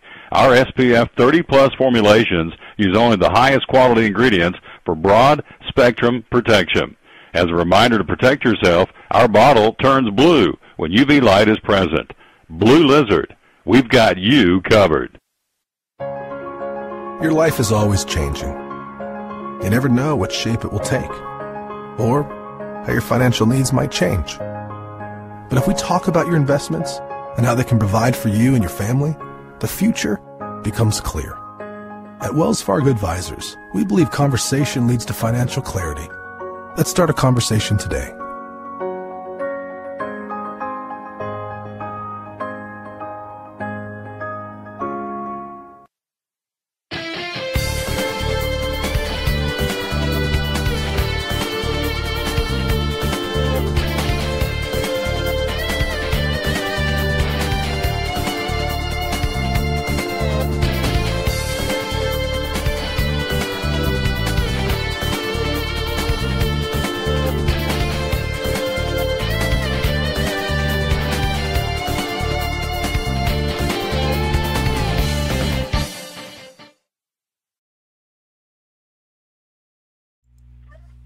All right, we are back on the Tom Taylor Sports Show. See, I messed that up. I knew I would. This is the Champion Chevrolet 5-Star Football Preview. Very excited to be here. Excited to talk about the 5 biggest games of the week here with Mr. Carmichael. How are you doing this week, buddy? I am. It's been an eventful week, so needless to say, and an even more eventful evening here. So up in the beautiful mountain, up in the beautiful town of Black Mountain, North Carolina, home of Brad Johnson and Brad Daugherty. Never a dull moment up there. So yeah, we'll jump into it here, man. It's big week of football here, especially you look at Tennessee, Florida, huge rivalry. 2 teams on paper with a lot to prove right now. I think just to see who's going to kind of get off to a good start here in this SEC East that seems to be kind of wide open. Just give me your assessment on these 2 teams. I mean, this is a big game for both teams. Tennessee 2-0 on the year. The win over Georgia Tech that they won on the scoreboard, but I don't think won on the field. Played much better against Indiana State last week. Now, granted, it's Indiana State, and Larry Bird wasn't walking through that door down at Neyland Stadium last weekend, but they still got the win, 42-7. Offense looked a little bit better against Indiana State last weekend, but they're going to play a much tougher opponent in Florida this week, especially revenge game for Florida after last year letting that game get away from them in the second half. Florida didn't look well offensively against Michigan. They lose 33-17. But in the week that they had off last week, Felipe Franks, he's been looking much better in practice. Florida made the decision to move the offensive coordinator, Newsonmeyer, up to the press box this week to call games. So they're going to try to see if they can get some kind of offensive flow going against Tennessee. Yeah, it seems to me kind of the key there for Florida offensively. If they're going to do anything at all, it starts up front, being able to kind of run the football.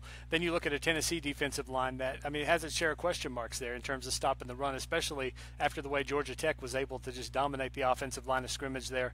Just tell me, do you see that being that way where Tennessee's defensive line is kind of the key for the Volunteers and being able to win this ball game?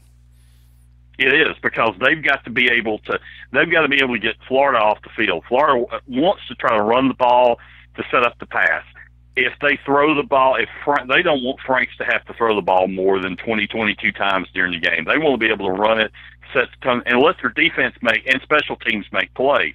That's kind of what happened last year. If you remember the first half of the Tennessee-Florida game, the defense did a great job. So we get some turnovers, got the big lead, and then Tennessee come roaring back in the third and fourth quarters because their offense finally woke up, and that's what's going to have to be the situation this weekend down in Gainesville. And playing, it's going to be a charged up atmosphere in Gainesville, playing for the state, because really they're the only state team, I believe, big state team playing in this weekend. Florida State and Miami both canceled. Central Florida canceled. So Florida seems to be trying to dedicate this game to the victims of Irma. Let's move on here to Texas and Southern Cal. A big game, of course. We all remember the big battle they had in the Rose Bowl years back. Of course, that's been erased from the NCAA record books, much to the chagrin of Texas, who noticed that Southern Cal in their media notes this week said that they're 4-0 all-time against Texas because the NCAA kind of forced them to kind of erase that game from the history books there. But adds a little bit of spice to it, I would imagine. But Southern Cal certainly looked really good last week. What do you make of this one? They really look good. Southern Cal has started out the season excellent. Sam Darnell playing quarterback, 2-0 on the year. That game, most people, probably the greatest game so far of the 21st century, the Rose Bowl game with Leinart and Vince Young. But that's where the difference is in. Darnell at USC, he's a great quarterback. Texas is unsure at quarterback what they're going to do this week. Last week, after losing the first week to Maryland, they beat San Jose State last week 56-0. Sam Ehlinger stepped in at Texas at quarterback, was 15-27, threw a touchdown pass, looked okay. Texas's defense just, outclassed San Jose State. Southern Cal, 16.5-point favorite at home. I just don't think Texas has got the offensive horses to be able to stay with Southern Cal this week. Yeah, it seems to be a good assessment right there. You move on and take a look at the Clemson and Louisville, which I think arguably, with apologies to Tennessee, Florida, this might be the biggest game of the week here when you look at where they're ranked and kind of what's at stake early in the season. Explosive offense for Louisville against a Clemson defense that really looked amazing last week. Seems to be kind of strength on strength there. Just kind of tell me how you see this one unfolding. It is strength on strength. A classic great defense against great offense. Clemson was able to really shut Auburn out completely last week, 14-6, 11 sacks in that game for the Clemson defense. They keep losing players to the NFL on defense, and they keep getting more and better players on the field for their defense. But Louisville has Lamar Jackson. Yeah. So far on the season, 5 touchdown passes, 3 touchdown runs. The Heisman Trophy winner, probably right now one of the leading candidates for the Heisman Trophy again this season. Louisville had the chance to win the game last year. Had Lamar Jackson was able to convert the play on the last play of the game where he rolled out and tried to run into the end zone. Clemson stopped him about 1.5 yards short of the end zone. Can Kelly Bryant play just well enough? I think Clemson's defense can slow down. Now, can Kelly Bryant play well enough on offense to get enough points to beat them? Louisville's defense is not very good. They've struggled this year. They struggled with Western Kentucky in the opening game, or last week they struggled with Purdue in the opening game. I think Louisville wins this game. It's going to be a lower scoring game than a lot of people think, but I think Clemson wins the game 28-21. Yeah, it's like you mentioned, kind of the other side of the ball. I mean, Clemson's offense versus Louisville's defense, that's kind of a little bit weakness on weakness right now, just because, Louisville's defense has never been that good. Of course, Clemson's quarterback situation, still finding out where they're at. So, yeah, like you mentioned, a lot to see there. You switch over to Kansas State and Vanderbilt now. You look at kind of a game where two teams really trying to prove themselves. I mean, obviously, Vanderbilt trying to beat a ranked team. You have Kansas State trying to kind of score one for the Big 12. Obviously, Oklahoma got a big win for the league last week, and Kansas State looking to do the same thing this week. What are the biggest challenges for both of those teams? With Vanderbilt, it's been able to slow Kansas State down. The first two games, Kansas State has scored 55 points in both games. It's the first time since their great 1998 team, where they got all the way to number 2 in the rankings, have scored 55 points in the first two games. Kansas State's looking to win for the first time in the regular season against the SEC team since 1982 when they beat Kentucky. They can score points. Now, can Vandy, which Vandy's defense has been one of their keys probably the last year. About a year ago this time, people was thinking that Derek Mason was on the hot seat in Nashville, that last year could have been the end of his tenure at Vandy. He turned the season around late in the season, was able to beat Tennessee to end the season. They start out 2-0 this year, beating Middle Tennessee State, who's usually a fairly good decent team. They beat Middle Tennessee 28-6, beat Alabama A&M last week 42-0. They've looked better. Can Vandy play well enough defense to slow Kansas State down? I don't think so. It's the first time they're trying to be the ranked non-conference opponent for the first time since 1946. But I like Kansas State in this game, 31-14. All right, that's a big margin right there. Of course, we started with a key SEC East game. We talk about this league being wide open on that side. Kentucky versus South Carolina to kind of get things started there. It's going to be interesting to see who can get the upper hand, as we have a bunch of teams that are kind of looking to make that trip to Atlanta, be able to play in the SEC championship game. What are the strengths of Kentucky and what are the strengths of South Carolina? I think South Carolina, other than Alabama, has really been the SEC team in my eyes that has looked the best these opening first 2 weeks. They beat NC State first week, scored 35 points. They won at Missouri last week and scored 31 points and held Missouri to 13 points. Going home now to play Kentucky, who struggled their opening two games. They struggled with Southern Miss first week and had to come from behind to beat Eastern Kentucky last week. I think South Carolina gets enough offense, can score the points. I don't think Kentucky can stop them defensively. And I think South Carolina's defense, Will Muschamp has really done a good job, has turned the ship around in Columbia this week. And I look for South Carolina to come out with a big victory. South Carolina's winning on all ends. They're winning with offense, scoring over 30 points both games, defensively shutting down Missouri last week. And Deebo Samuel, SEC Special Teams Player of the Week, has returned two kickoff for touchdown each of the first two games. So look for more explosiveness from the Gamecocks this weekend in Columbia. All right, my man. That's excellent information there. Appreciate you joining us this week and passing that along. Can't wait to see these ball games Saturday. Oh, yeah, ready for those games this weekend. So, and look to be back next week. All right, good deal. Appreciate your time this week. And okay. We're going to be coming back here in just a minute with Andy Dietrich. He's the co-owner here of Champion Chevrolet. He's got a lot of big September specials going to talk to everybody about. It's a cool deal there. First, we're going to take a quick time out here, and we'll be right back with the Champion Chevrolet 5-Star Football Preview.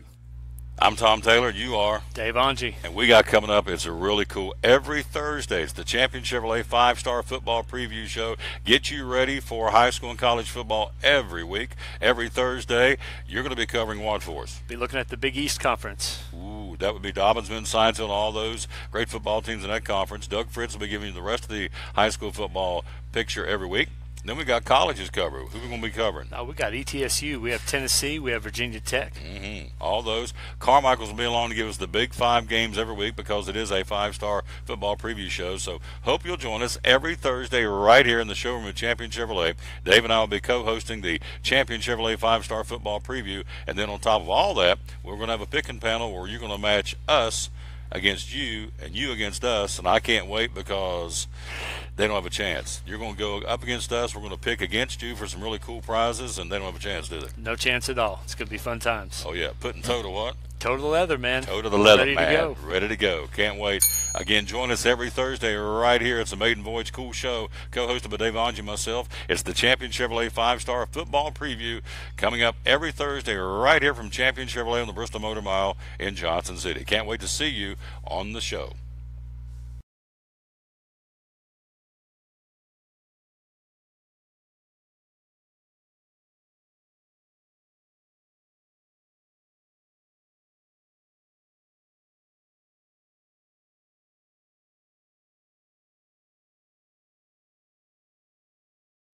At American Import and Auto Repair in Johnson City, one of the things that owner Tim Smith is most proud of is their hard-earned certifications.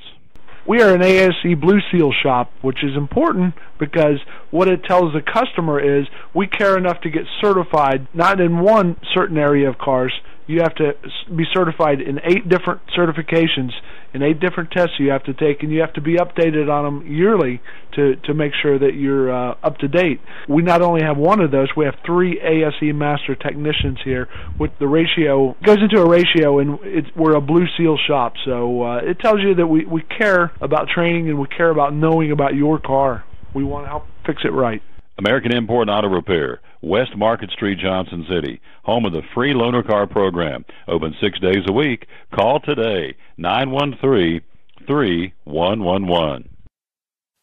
Hi, I'm Rob Cole with Bays Mountain Park. There's something for everyone at Bays Mountain Park. Whether you're an outdoor enthusiast or simply looking to get away and relax, Bays Mountain Park in Kingsport, Tennessee is the perfect destination.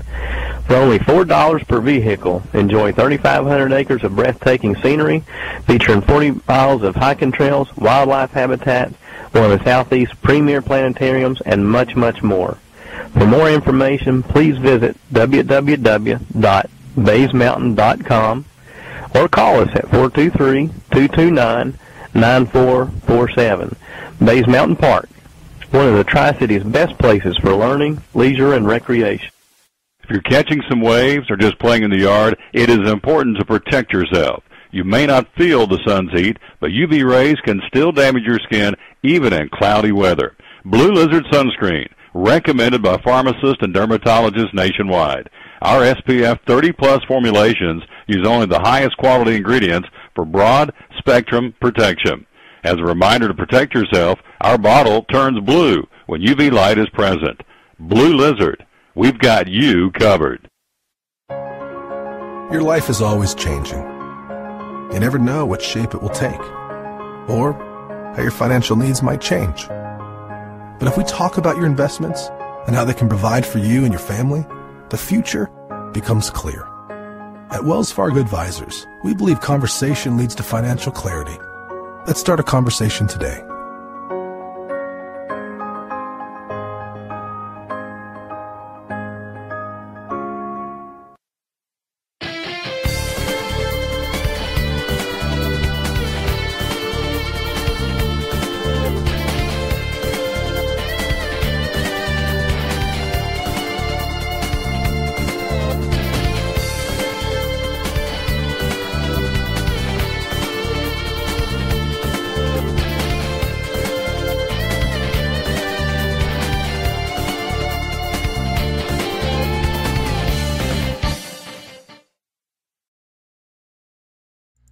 We are back. There he is, our buddy Andy Dietrich, inside the studio, inside the showroom at Champion Chevrolet. We love saying that because our man Cletus Green was an engineer extraordinaire, was he not? Yes.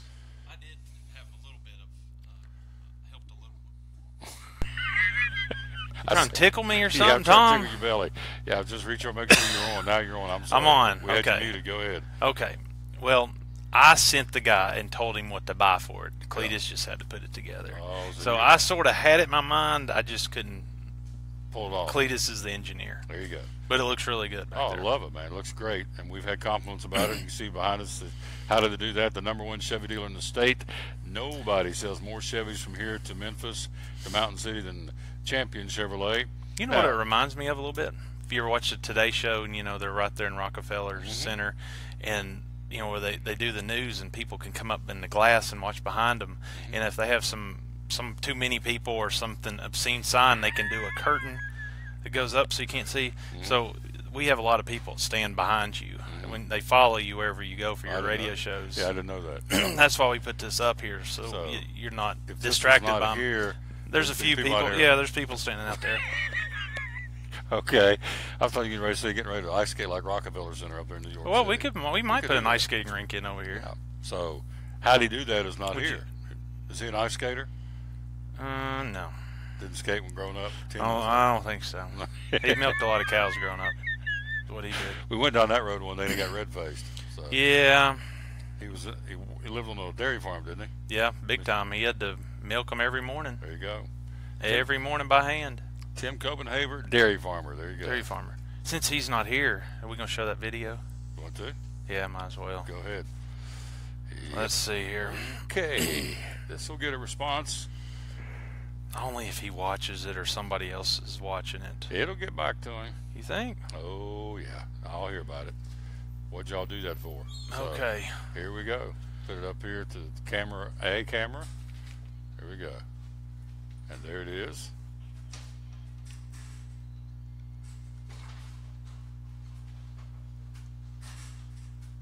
Do it again one more time? Sure, we'll do it one more time. Here we go.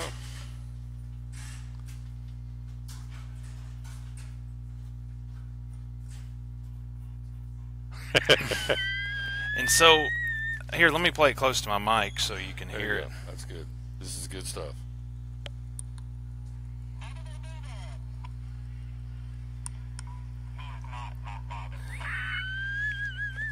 That come through pretty good? Yes, he is not my father. So a lot of people think that he's my dad. I know. But we'll just set the record straight tonight so it doesn't, get him a little red-faced. Yeah. He is not my father. Yes. There's 13 years difference between us. Yes. So, but back in the day, people thought, because you sat up here beside him, that Tim was your daddy. Yeah. And they've actually said that. They'll walk up to me and Tim's not sitting there and they're like, "Where's your dad?" I said, "Well, he was working in Kingsport, fixing teeth." You're going to hear about this, I'm telling you. Oh. And then people come into him and say, "Where's your son?" They're over here laughing because they know I'm going to get killed. Yep. Tim's going, he's dead meat now. So anyway, there are two bobbleheads that we showed in that picture. Yes, we did. People can rewind back and watch it. Yeah. But when you hit Tim's, of course, he says, "How do they do that?" Right. And then you hit mine, it says, "I am not your father." We're talking to Andy Dietrich, co-owner of Champion Chevrolet. Love coming out here. So, yeah, before you get us both killed, you better get back on task. And do I have to? Well, no, not really. I don't care what you do. This is your show. We do what you want to. We can talk about. You want to talk about the golf tournament coming up? Oh yeah, we need to do that. Okay. Monday, September 18th, which is this coming Monday. Yep. Registration's 10:30. Tee off is at 11. It's the Pat Summitt Foundation and the Kingsport Community Foundation teaming up to have a golf tournament, and all funds raised are split down the middle between the two foundations. And we teamed up with Pat Summitt Foundation because they wanted to do something in this area and make people more aware of what they do and just be a part of this area up here, because Tennessee fans are up here and Pat Summitt fans are up here. So we're teaming up with them to have a golf tournament. It's www.patsummit.org/Bristol is if you want to register to play at this Monday at the Virginian. There will be guaranteed prizes for every single person that plays, and also we are putting a car, which is actually not a car, a truck, Chevrolet Colorado, brand new, on a hole-in-one on one of the par 3s. You hit it and it's your car forever.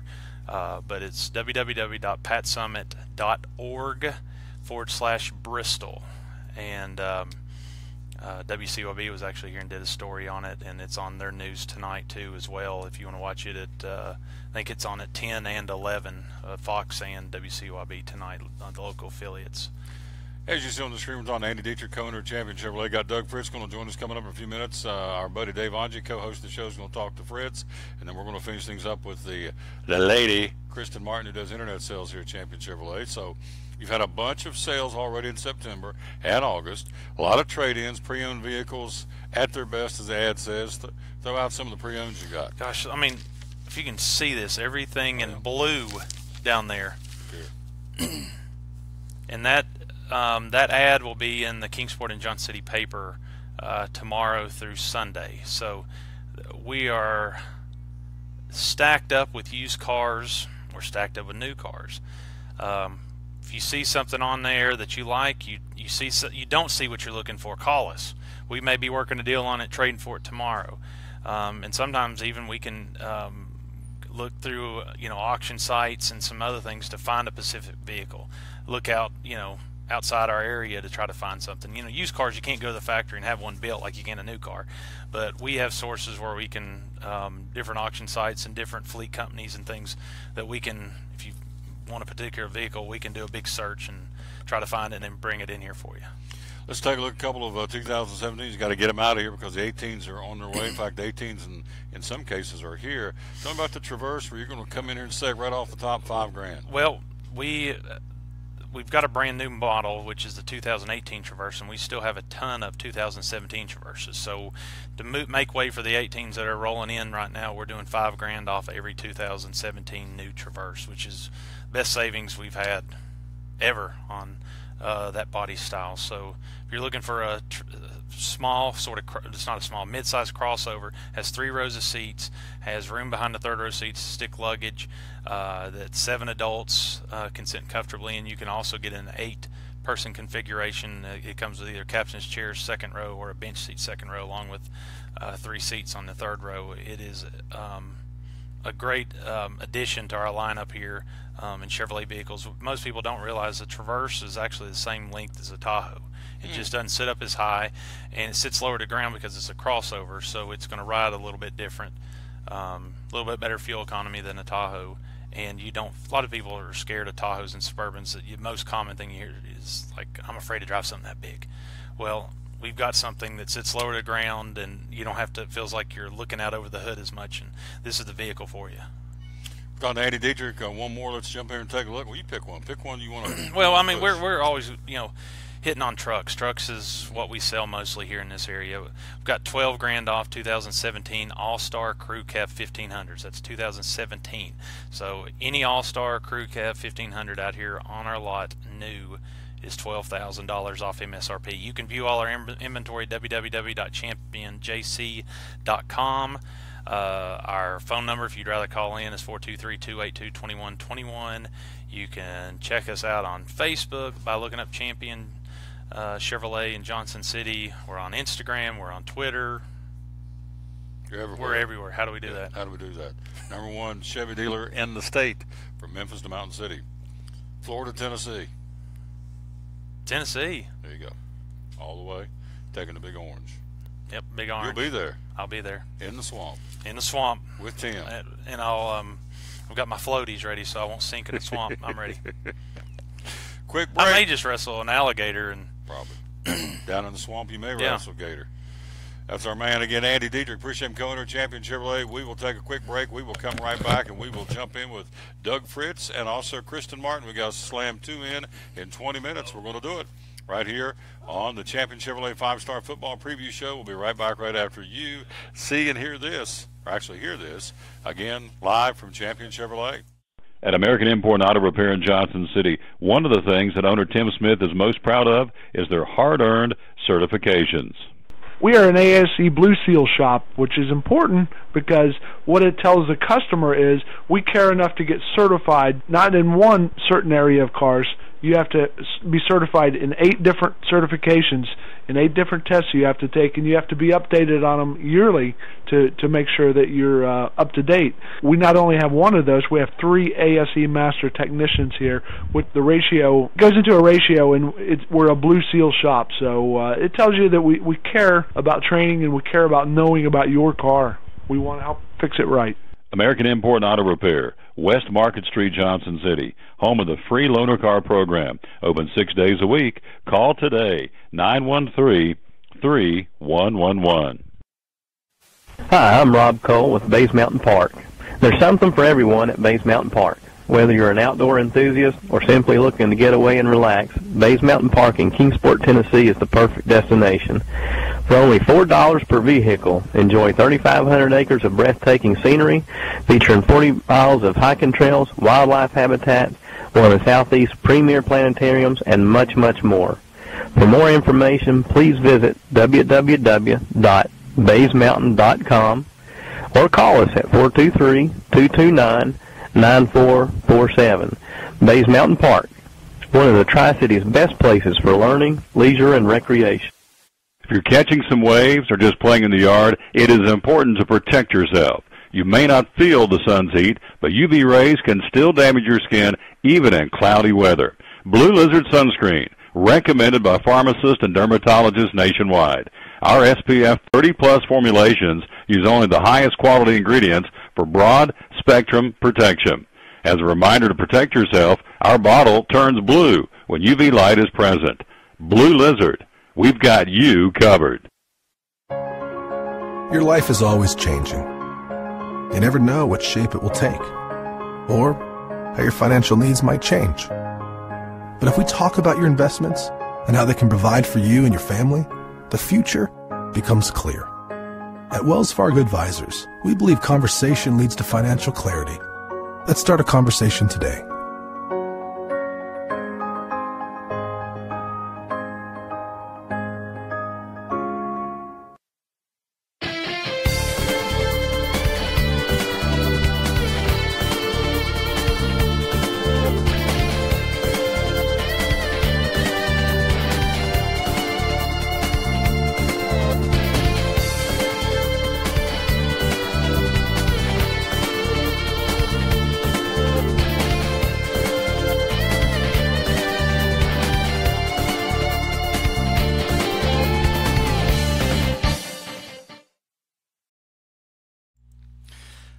Welcome back in. It's a Champion Chevrolet 5-Star Football Preview. Excited to talk to my buddy here on the phone, Doug Fritz. Get ready to talk about some high school games around the area. Doug, how you doing tonight? I'm doing pretty good. How are you, Dave? Oh, I'm fantastic, man. Get ready to kick off some football again. It's Tuesday and Wednesday, kind of lonely days. Thursday, then we finally get into some football again. So pretty exciting. I know you're going to be keeping a close eye there on Granger at Elizabethton. Elizabethton, the team. Big win over Boone last week. Fast start for them. Tell me how they size up against Granger. Well, I think it's one of those games where, these teams are going to have to feel each other out. I know Granger, runs a type of offense that can give some defenses a little bit of trouble. And Elizabethton, enters this thing as a solid favorite, but that's kind of based on just, word of mouth more than anything because these teams don't have any history. And, it's going to be a long trip for Granger, just the same as next year. Elizabethton's got that long drive, and I've covered a region tournament down there, so I know that's a bit of a haul to Granger. So it's going to be interesting. Like I said, a filling out process, and I think it's going to stay close for for part of the first half, and maybe even a little in the second half. But I think Elizabethton will eventually pull away from them. Yeah, obviously Elizabethton, we talked about it a little bit, a big win over Boone last week. The struggle for Boone, offensively, they just didn't get off to a very fast start in that ball game, found themselves playing catch-up. They're going to be home this week. They're going to be hosting Gate City, and, I know that Coach Jenkins talked about the tradition of Gate City and, how they travel well, going to bring a big crowd with them. That should be a really good environment for that ball game. It really should, and Boone's got a task that they need to take care of, and that's making sure they don't make any mistakes early. I really think that interception they threw on the third play from scrimmage really kind of cost them 2 scores. It was like 1 score immediately, and then kind of a shell shock, and then all of a sudden there were 2 scores down. And they should be. It'd been a much different environment being back at home and playing a Gate City team that Boone should be much better than. But they still would like to get off to a quick start and take control of this game. Of course, the other Washington County team, David Crockett's at home against Cocke County, which, for Cocke County, best start in a long time for them. They've got a real quality football team. Getting ready to go mix it up there with the Pioneers. How do you see this one shaking out? Well, it's kind of a little bit of unknown there because, is Cocke County 3-0 because of who they played, or are they 3-0 because they're going to have a really good season? And I think we'll get some answers to that Friday night. And, Crockett's already stated itself as being a pretty good football team. They played Campbell County tough. They were down to the wire against Gibbs, and they blew out Volunteer and held off Seymour. I just think that Crockett's got a chance to have a really nice season, but it comes down to Friday night because if they lose that game, it's one of those things where that could really put you off the rails and disrupt your season and turn a possible 6-win season into maybe just a 4-win season. So you got to really come out. They're going to really establish themselves as a team that should be at the top of the league. This is a game they need to win.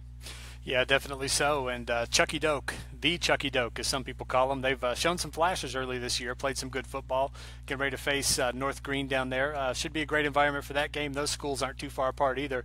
Tell me how you see that game going. Well, Chucky Doak showed me a little something by the way they played against Johnson County. So, and I don't think that North Green's going to have the firepower to be able to hang with them. And there's a rivalry element, like you mentioned there. But Chucky Doak's a little bit more established in football and had some really good teams in recent years, and should be able to take care of North Green. Yeah, you've got Morristown East traveling up to play Tennessee High, a couple teams that have been traditionally good and kind of, spinning the wheels a little bit so far early this season. Both teams kind of looking for traction. Who do you see coming out on top in this game? Well, that's a hard one too there because Tennessee High just had that awful game against Boone, but then in their other games they've been a different football team. So. I think that's going to be one of those eye-opener games. Okay, one of these teams is just kind of been has been hitting the snooze button a few too many times, and the other team really, whoever loses this game is really going to be in a lot of trouble. And I guess I'd have to lean on Morristown East, and I'm just going on the fact that they were picked to finish higher before the season started, so they're both struggling. I'll go back to that and say Morristown East. Yeah, we've got a couple teams I'm having a hard time knowing what to make of them. You got South Green, and they're traveling up there to play Sullivan North. North are traditionally a good team. They've kind of taken one on the chin earlier this year. So, just kind of trying to figure it out early on in the season. What do you know about these two teams, and how do you see it unfolding? Well, I saw South Green, and they've got some little elements of stuff. When they played Elizabeth, and even though they got blown out, they did some nice things on first down, and then they just had trouble putting back-to-back plays together. So that tells me that when they're at a level closer to what they should be playing at, that they're going to have a chance to be competitive. And I think this is going to be a competitive game. I just can't imagine that North has dropped to a level where they can't beat South Green. So I would think North would win, but we'll see if that holds up. Yeah, I'm big on that too. Some things in football, it's like I'll believe it when I see it. And I think I definitely agree with that. Those Golden Raiders, I'd favor them until I saw differently. You move on to another Sullivan County battle here. You have Sullivan Central, Sullivan South facing off against each other. Obviously, Central's struggles are well documented. South isn't what they were a few years ago, but still seem to be a good enough team to win this ball game. What do you think about it? Well, I'll tell you what I was told about Sullivan South. Kind of as but even back in the spring and on through the summer, everything I was hearing was that, Sullivan South had just had was devoid of talent. I mean, the well had run dry. They were going to struggle, and, it's one of those things. It's going to be a long grind for this season. Well, they got a new coach in there. Sam Haney's still on the staff. And all of a sudden, you look at Sullivan South, and they're having a really good season. I think the reports of their demise were exaggerated. I think they're a pretty good football team. I don't think they're going to challenge Elizabethton and Greenville in that league, but I think everybody else is going to fall prey to them. So I think that they're going to be a good team and should just wear Central out. Absolutely. And, the thing with South is staying healthy, always kind of a battle for them. They seem to have done it so far this year. It'll be fun to see how that and all the other games unfold. Doug, appreciate your time tonight, your expertise, good information again, and we'll talk to you next week. Thank you, Dave. All right. Well, coming up next, we've got Kristen Martin. So the ratings will go up here pretty soon because Kristen Martin will be here and she'll be talking with us. She's of course, works here at Champion Chevrolet. First, we're going to take a quick time out. Then we'll be back to the Champion Chevrolet 5-Star Football Preview. Blue Lizard Australian Sunscreen originated in Australia, where sunscreen standards are the strictest in the world. Although our products are now manufactured here in the U.S., we continue to adhere to the most stringent Australian standards to offer the best in broad-spectrum sun protection. Blue Lizard, the brand most recommended by pediatricians and dermatologists. Our smart bottle turns blue in the presence of UV rays, reminding you to cover up. You bring the sun, Blue Lizard brings the magic. It's Chevy Truck Month, take 2 at Champion Chevrolet on the Motor Mile in Johnson City. The savings and selection of over 600 new Chevys to choose from are at an all-time high. 1500 All-Star Crew, $11,000 off. 1715 All-Star Double Cab, $10,000 off. 18 Equinox LT, $5,000 off. 17 Traction Traverse, $5,000 off. Shop us online 24/7 and remember our Saturday parts and service hours. Champion Chevrolet on the Motor Mile in Johnson City, where we leave you asking, how do they do that? At Bristol Orthotics and Prosthetics, they treat thousands of patients each year dealing with diabetes and its effects. Diabetes overtaking our nation and leaving a path of destruction behind. Through wound care, office visits, and preventive care, they see most of the patients after a problem arises. Using diabetic footwear such as shoes and inserts, a great way to prevent or prolong skin breakdown and amputation. At Bristol Orthotics and Prosthetics, they use only custom molds from patient mold inserts, which further ensure a great recovery, or better yet, prevents a wound from happening. They use custom molded shoes, bracing, custom inserts, and extra depth diabetic shoes to prevent wounds or other skin issues from beginning. Call today, 1-800-524-4447. 39 years, 6 locations, 1 family. Bristol Orthotics and Prosthetics, 1-800-524-4447. Any day is a good day to get a tray from Chick-fil-A. Over 10 to choose from. Perfect for having the gang over to watch the big game, birthday parties, church get-togethers, backyard gatherings, everything from fruit trays to garden salad trays to nuggets and chicken strip trays. And for the sweet tooth, try the cinnamon cluster or chocolate chunk cookie tray. So you see, any day is a good day to get a tray from Chick-fil-A. Chick-fil-A at the Crossings in North Johnson City. At FCA, we're touching millions one heart at a time. Since 1954, the Fellowship of Christian Athletes has been putting the heart and soul in sports by challenging athletes and coaches to impact the world for Jesus Christ. As the largest sports ministry in the world, FCA now reaches over 2 million people annually on the professional, college, high school, junior high, and youth levels. Through this shared passion for athletics and faith, lives are changed, one heart at a time. Learn more at fca.org.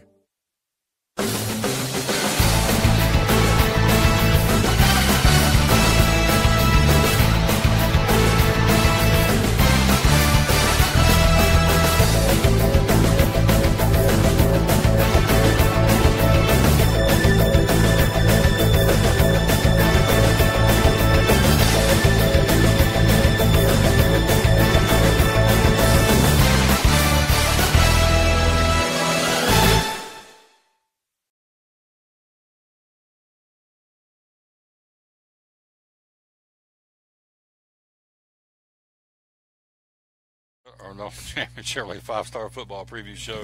We have, Andy says you have 6 minutes. We're shutting the lights out and we're going home. So we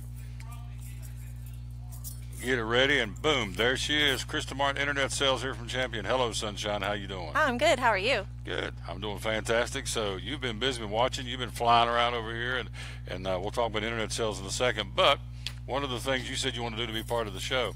Yes. What you got on? You smell good. Brown sugar and fig, you already know. Lord have mercy. Brown sugar. I thought that was Angie. So that would be Miss Martin. Brown sugar and fig. Woo. All right. Smelling good. That's Bath and Body Works, right? It is, yes. There you go. I've been running around crazy. I was feeling a little, Yeah, there you go. Had to been a busy splash day. on a little bit.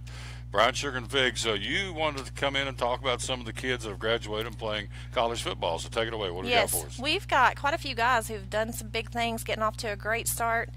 Kobe Jones, he was the kid from Hampton who 2 years ago he was Player of the Year. Mm-hmm. He's doing a really fantastic job. His uncle bought a truck from me today, as a matter of fact. But he's had a couple touchdowns, so he's doing really well. Colby, he's playing really well. He's had a few big tackles so far this year for University of the Cumberlands. And then also one of the other kids who's doing exceptionally well is Justin Turner, kid from Boone. He actually has already had a total of 10 tackles, and he's starting this week, so they're really excited to see what he's going to do. He's doing really well. He had, I think, 5 the first game, 3 the second game, and then 2 this past week, so he's come out strong. Awesome. Yes. He's all with the University of Cumberlands, right? Yes. Oh, no. He's actually at Union College, which is just a 30-minute drive up the street. So, okay. Yeah. Bryson Tolley, he's got a tackle. He's coming out doing some big stuff. A lot of the freshmen, it's a hard adjustment for these guys after being the big dogs for so long as seniors, and then you bring them out onto the field as freshmen. A lot of them don't see play time. That's the norm. So to know we've got a lot of these freshmen doing well is exciting. It is exciting. We're talking to Kristen Martin. You see on the screen, internet sales. So some of the other kids you've talked about in the last couple of weeks. Throw out some of the kids from Elizabethton. The Elizabethton kids, Jalen Smith, I mentioned him. He's playing where Colby is playing at University of the Cumberlands, and he's touching the ball quite a bit. He's a sophomore this year, and he seems to be one of the favorite receivers. So he's already, I've been to all 3 games, so I've got to watch him play and cheer for him since he's one of the local guys. But he's touching the ball, and he's doing big things. He's got quite a few receiving yards, and like I said, already got a couple of touchdowns. So there you go. And then who else you got? You got Ethan Thomas playing at Eastern Kentucky. Yes, Ethan Thomas. He's still not playing a whole lot yet, but he's a freshman. That's pretty standard. But I think we'll see a lot out of him, which is exciting. And then also we've got a bunch of guys at Emory and Henry. There's several there from Crockett. A few that I didn't mention that first week that I found out was playing. We've got Brandon Raines, Ryan Berger, and Jaden Rosenborough, all from Crockett playing at Emory and Henry. And also I left out Landon Brown, who's down at Tusculum from Science Hill. So there you go. Real quick, internet sales, championjc.com. Yes. Tell me all about it. Well, hop on the website and you can chat, text, email, and call us, and we'll get you all squared away before you ever get here. So we like to make it as simple as possible. Sold one today to the guy from Fall Branch, a farmer, Mm-hmm. right? Sold a truck yes. to him. Yep.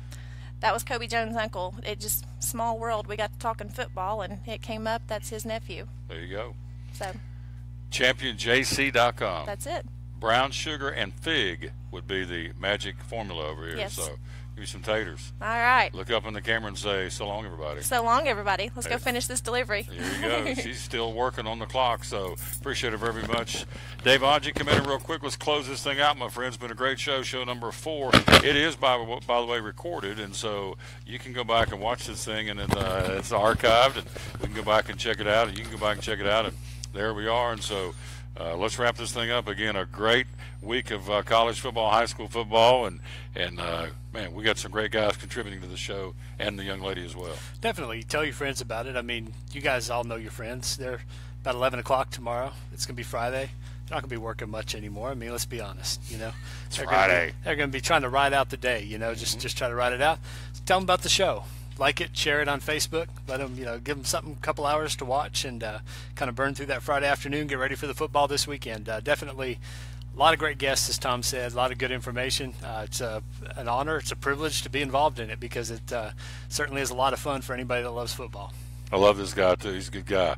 And love his family, love his little wifey, and love his little daughter that's just like little Waltons. They do a great job. And, of course, he's working at the News and Neighbors. So we're out of time. We sincerely thank you for yours. We'll be back in the saddle tomorrow. I'll be on the road at Food City again in Gray. Again, the big, fabulous, fantastic Friday sale at Food City. We'll tell you all about that tomorrow from 11 to 1. Got some great guests lined up, including a guy that went from Elizabethton to Virginia to the Patriots and the Chiefs. Vince Red's going to come by and talk to us tomorrow, a young man who played football in the National Football League.